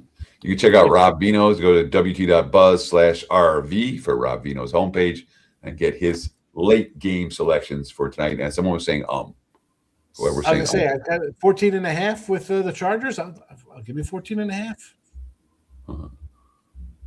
Miker wants to know, is this an auction? All right, I got 14.5, I got 14.5, I got 15. You want 15, 15.5? Good call. Caesars has over 9.5 minus 115 for the first quarter in Rams Cardinals. Over 9.5 points? Yeah. And of course, the night game tonight, Baltimore 3.5, 41.5 at Pittsburgh against Steelers. There are some 4s out there, not many, but there are a couple of 4s out there for the Ravens. Anyone interested in that game? Yeah, I just feel Baltimore or nothing in that game. Yeah, I wrote. I was thinking about the Pittsburgh side, and then I read the comments that I wrote last week, and I'm like, I don't want Aaron Rodgers. Don't take Aaron Rodgers in the cold. Don't take Aaron Rodgers in the cold. Don't take Aaron Rodgers in the cold. I wrote it 3 times, so I'm not taking Aaron Rodgers in the cold. To their benefit, TJ Watt's back tonight, but hey, DK Metcalf couldn't have picked a worse 2 weeks to get suspended because their receiving core is just. When Valdez Scantling is the guy, your go-to guy right now, it's tough. Mel in Denver says, Teddy, the very best bet you can make right now live is Dallas Stars double chance. Stars win or draw at plus 100. Appreciate the recommendation. I don't bet hockey, but I know there are many of you out there that do. Infamous likes the Ravens over Pittsburgh. He doesn't know why. Appreciate your guys' comments very, very much. And there was something I was going to do when we're going to run through we're going to grade some of these bets. Oh, my word. I'm sorry? Circa tweeted out a minute ago, touchdown Bengals. And there was one guy who was a minute 29 away from becoming a millionaire in Circa Survivor because he had Bengals today. Oh, oops. That's brutal. Survivor is brutal. All right. Mm-hmm. Survivor, you can only say it's for entertainment value only. If you like having your nuts cut off every week. Seriously. People are like, oh, this is the most fun I've ever had. I'm like, that's the least fun I've ever had with Survivor contests. Like every week you're freaking just sweating your ass. Carmen Joe is at Texans minus 5.5. We're going to grade that as an L. All right. Houston's not going. Well, it's not over yet. They got a chance. So you're saying there's a chance. I get the Jags minus 6.5. We can grade that as a W for Jacksonville. Jesse has the Saints plus 7.5, which he is sweating now. And New Orleans. Will they fight hard for the TD drive? We will see. That is going to be an interesting point spread outcome for New Orleans. And Atlanta. Bengals money line minus 145. Well, that's no good. Bengals minus 1.5. Joe and Carm. Well, that's no good. Cowboys minus 2.5. Well, that's no good. Titans plus 29.5. How's that looking? Nope. That was no Not good. that good. All right. So Colts take the lead. 2 minutes to go. Davis Mills, legacy drive incoming. Carmen Joe, the Texans minus 5.5. So They're going to need a Texans touchdown are and a a 2-point little conversion. Jesse got the Saints plus 7.5. We need some help there as well. Otherwise, we're not looking at a real good day with these 2 and 4 with the ones that have already been decided. So We got a real good argument in this Saints Falcons game if that was a first down or not on 4th and 1. Can we discuss Chargers Denver, or did I miss it? So I have a free play video on my page right now, wt.buzz/TC, that breaks down that game. I made a case for LA. Any of you guys want to talk about Chargers Broncos? And Santos Fuenos is also asking Texans live money line bet right now. Is now the time to do it? And if so, do you want it? Houston on the money line right now in game. Just to pull up the number from the Odds Logic live odds screen, you can get the plus 110 with the Texans right now. Anyone interested? I'm interested No. in talking about Chargers Broncos. We've talked about it a few times already on the show, but I just don't think the Broncos are designed to win games by more than 2 touchdowns. They don't have much of a running game, below average running game. RJ Harvey is their RB1 at the moment. He's not the guy that salts away games by churning away power. He only averages 3.9 yards per carry, which is well below league average for RB1s. I think the Chargers with Trey Lance, it'll be a chance for Trey Lance to showcase himself for future teams. The Harbaugh family has been known to play to win even with backups and be competitive and not slack off. And I expect the Chargers to fall within that 14.5 point number. I like it. We got 3 games live. Indy, Houston, 30-29. The Giants and Cowboys, 34-17. Atlanta and New Orleans, 19-10. We'll see how hard the Saints are going to try to fight through to get in the back door in that one. We'll see how hard Houston's trying to get the W here. I'm going to take a second and just switch my TVs around. I'll be right back, you guys. It's funny. It was Estimate trying to get that 4th and 1 again. Just trying to fight for that 1 yard on all these plays. Jennifer, yes. If you can find Michael Wilson over 60 yards receiving, take it, because I'm seeing a lot of 70s around. I've got him for 80 yards, just about 80 yards. But yeah, if you have 60, take it. Take the over. Reappear. The infamous 6. Thank you guys for actually doing this. You're all amazing. I'll take your outlook, Jesse. Best of luck regardless. That's very sweet. Thank you. We appreciate the kind words. And look, guys, we appreciate you guys. The feedback on the show has been amazing. That's why we do it every week. It really has. So the more you talk about it, the more you tell your friends about it, all that kind of stuff, we're happy. Something just big happened for New Orleans, and that's good. Touchdown happened. Dante. Yeah. The first part of it was Dante Pettis to get him inside the 30, and then things happened. Oh, beautiful. Onside kick coming up. How many? So what we need is to say, the Saints are out of timeouts. Good. I don't want none of this shenanigans where you get through the back door and then you have to sweat out because you're calling timeouts like the nonsense in Carolina yesterday. Look at Chuck. Nice catch. Nice play. Nice cover. Thank you. Oh, geez, that was a great catch.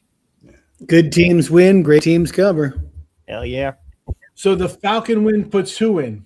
Puts Tampa in the playoffs? Falcons puts Tampa Puts Carolina in. No, Falcons puts Panthers in. Tampa Saints put Tampa in. It's really confusing. We keep getting Carolina will be Rams 9.5, 47.5 in Carolina. Yeah, well, didn't Carolina beat them there earlier this year? Yeah. It'd be a revenge game. So how bad is Carolina on the pantheon of modern playoff teams? Because from a power rating standpoint, the Panthers are going to go in the playoffs as low a power rating team as I've seen in They already beat this team, Teddy. They beat them here. I They know. catching 10. Bryce Young is going to have his back against the wall. It's going to be win or go home. And Bryce Young with his back against the wall turns into Joe Montana. I'll take the under. I think the under. What does Matt Stafford turn into with his back against the wall? Yeah. Benjamin Bergam, Jesse, should we take the Chargers at plus 14.5? I think Jesse said that several times. Yes. Wasabi Saints. Let's go Saints. Say it one more time. Let's go Saints. Backdoor cover. The backdoor has been my friend this weekend in the NFL. And so someone was asking, so I cashed with Carolina yesterday, and I'm like, and my buddy was like, "Oh, never in doubt, ha ha ha."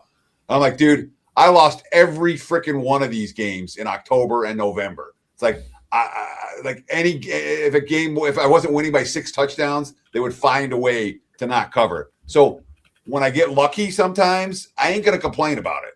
Right. I ain't gonna give the money back.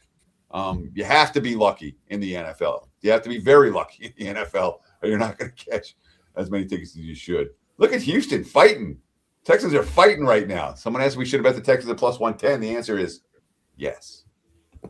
Davis Mills legacy drive, right, Sean? Well, I mean, you're at the 41 here. Obviously, you want to just get as close as you want 7, I guess, right? I mean, yeah, they still have like a minute 40 left. They got plenty of time. Yeah, like all day. Thank you, Craig. Craig Carey says thank you for doing this every Sunday and sharing your expertise. I mean, honestly, I do it because I like the guys I'm working with, and it's fun. I mean, this is the first time I've really got to hang out with Tom and Sean on this show. Rob, I've known for most of my adult life, and he's one of my favorite human beings on this earth. And Jesse, I've known for a number of years, and even though we haven't hung out, I've had plenty of opportunities to do stuff with Jesse before. But I can hang out with guys like Tom and Sean, who I really didn't know, and they're fun, and it's funny, and it's it's a good way to spend a couple hours. And when we talk too much, I talk too much. You guys talk for a couple minutes, but we appreciate all the kind words. We appreciate you guys thanking us. We thank you right back for watching the show, and appreciate. If you like us, hit the like button. I appreciate I didn't leave an impression on you 17 years ago when we had dinner together. Thank you. I didn't know. I mean, I didn't know. Out of the archives here. Me and Rob apparently did a show together that we don't remember. Yeah, you do so much over the course of time. I know, Rob. I know. It's tough. Somebody's taking things I do remember. Beautiful looking knee, Elena. Thank you. Saints 6-0 ATS close out the season. Tyler Shook will get a Christmas card from me this year. He made me some money. On the 28-yard line here for the Texans. Texans are trying to win by March. Texans are still trying to cover your minus 5.5. Yeah. Nice. AOD. Now, usually Tom, I didn't even get to answer at the time, but that would have been at 125. I was saying earlier that I bet Houston at plus 750 to win the AFC a few weeks back. So I think you said Houston was somewhere in the 13-14 to 1 range when you were going over Super Bowl odds and value prices. That would be the way I would lean. I like it. No one's really talking about them. And yeah, today's game isn't great, but I think that's okay. Yeah, I think the Eagles Chargers. That's my Super Bowl. I'm going with Eagles Chargers. That would be nice. I think your problem there is the Chargers are cursed. Yes, they certainly are.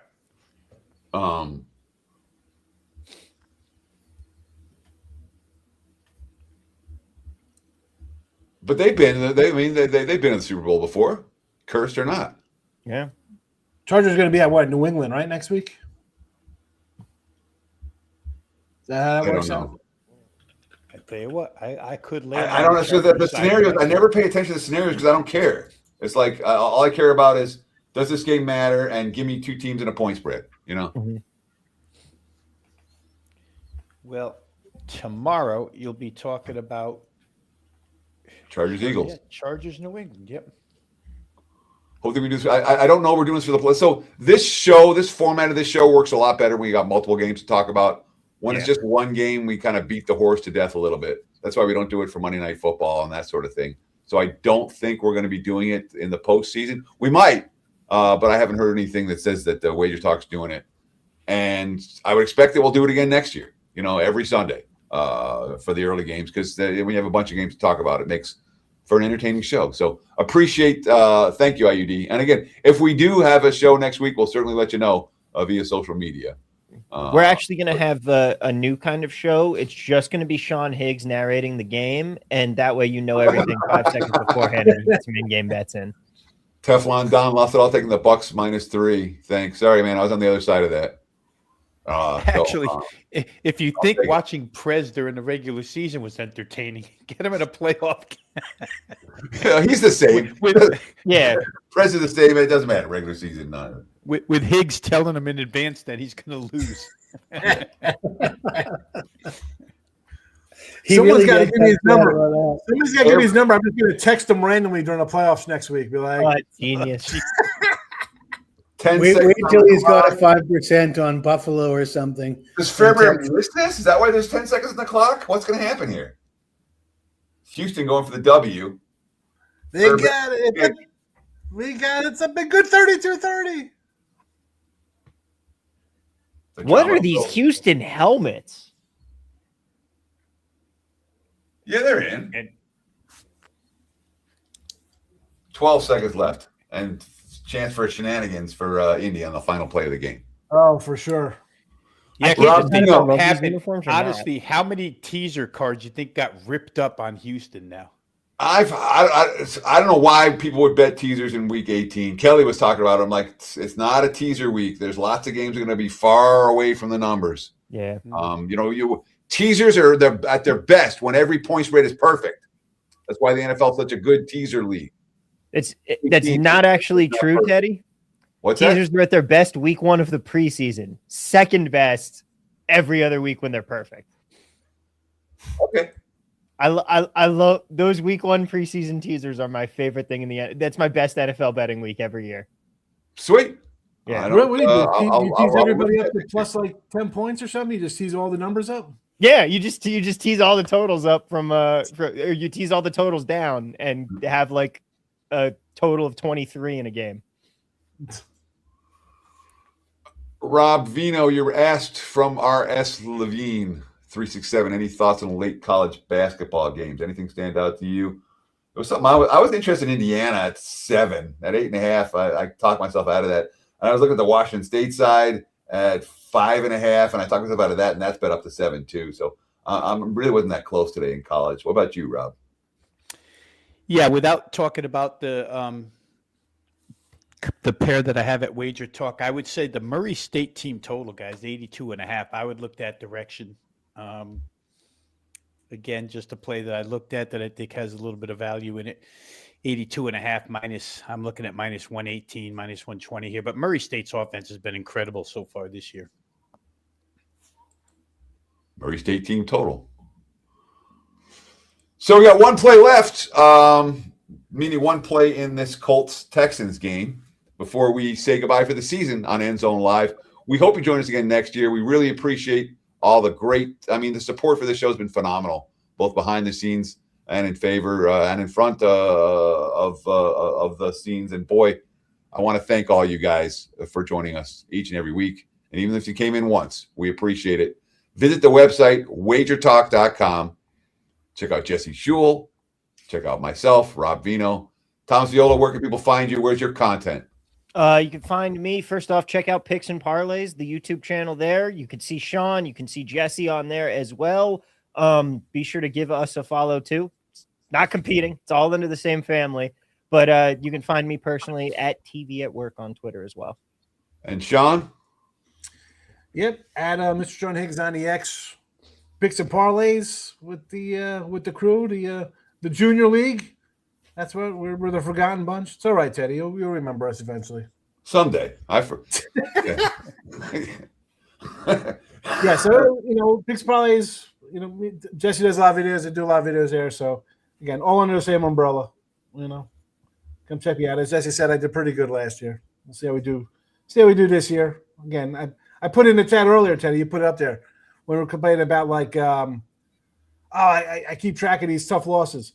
Listen, man, that rearview mirror is tiny, right? That's why it's tiny in the car. Windshield, the entire front of your freaking vehicle. Don't worry about yesterday. Don't dwell on it. You just turn the page, move on. If you're going to do this, short memory. Turn the page. Rob Vino had the great line about that. He's like, you got to be like an NFL cornerback with no short-term memory whatsoever. Yep. But we got shenanigans on the last play. Big shenanigans on the last play for the Texans. No, they didn't. Texans, -5.5 good? Touchdown, Texans. Oh my word! What a cover! Rigged. And the teaser tickets, tape them back together. Yeah, unreal. That, my friends, is shenanigans. That also had a big. Well, I mean, shouldn't have you warned your teasers? Game I mean, total for that. you should have had a 1 and a. You should have been down -0.5 on. Well, it's on 6 or 7. The big man got there.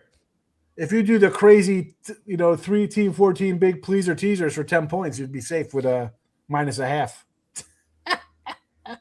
Did you see the one the other night where they did the pitch stuff on the very last play of the game? It hit the cone and was got a safety for it. Yeah, that was nuts. Pitchy woo woo. Which game was that? Was that the Ole Miss game? Right? What game? Yeah, Ole Miss, Yes. Georgia. Yeah. It's at 39-35 it landed. Yep. Yeah, that's the final. That touchdown counted 38-30. No extra point on the walk-off touchdown on the last play of the game. So we got 2 comments here. I'm just going to put them up because this is going to say it. Thanks for taking the time, everyone. Good luck in the playoffs, everyone. I say my Rex for fun. I agree 1,000%. Robert, this was great this season. Thanks, you guys. Hope it a probable postseason. I wish the exact same thing to you. That's a great comment. Larry Mavid, have a good one, guys. Appreciate you all. Right back at you, Larry. Great show, guys. Enjoy your Sunday from Bill Sandoval. We appreciate you, Bill, and thanks for sharing the story. You got to give Houston. You got to give Joe Madden a win. She had the in-game 5.5. Okay, let's grade out the finals. Texans -5.5. That is a W for Carm and Joe. Saints +7.5. That is a W for Jesse. So for the day, 4 wins, 4 losses. Nothing to write home about, but certainly no disaster if you were following us when it came to the in-game wagers. For Rob Vino, for Tom Viola, for Sean Higgs, for Jesse Schul, we're signing off. Check back tomorrow. More good quality live content from WagerTalk TV starting at 7 in the morning with college basketball, 8 a.m. with the NFL Open Line Report, 9 a.m. with WagerTalk today. So come back and join us between now and then. Enjoy the games. Best of luck with all your bets. Thanks for watching WagerTalk TV. Cheers. See ya. Peace.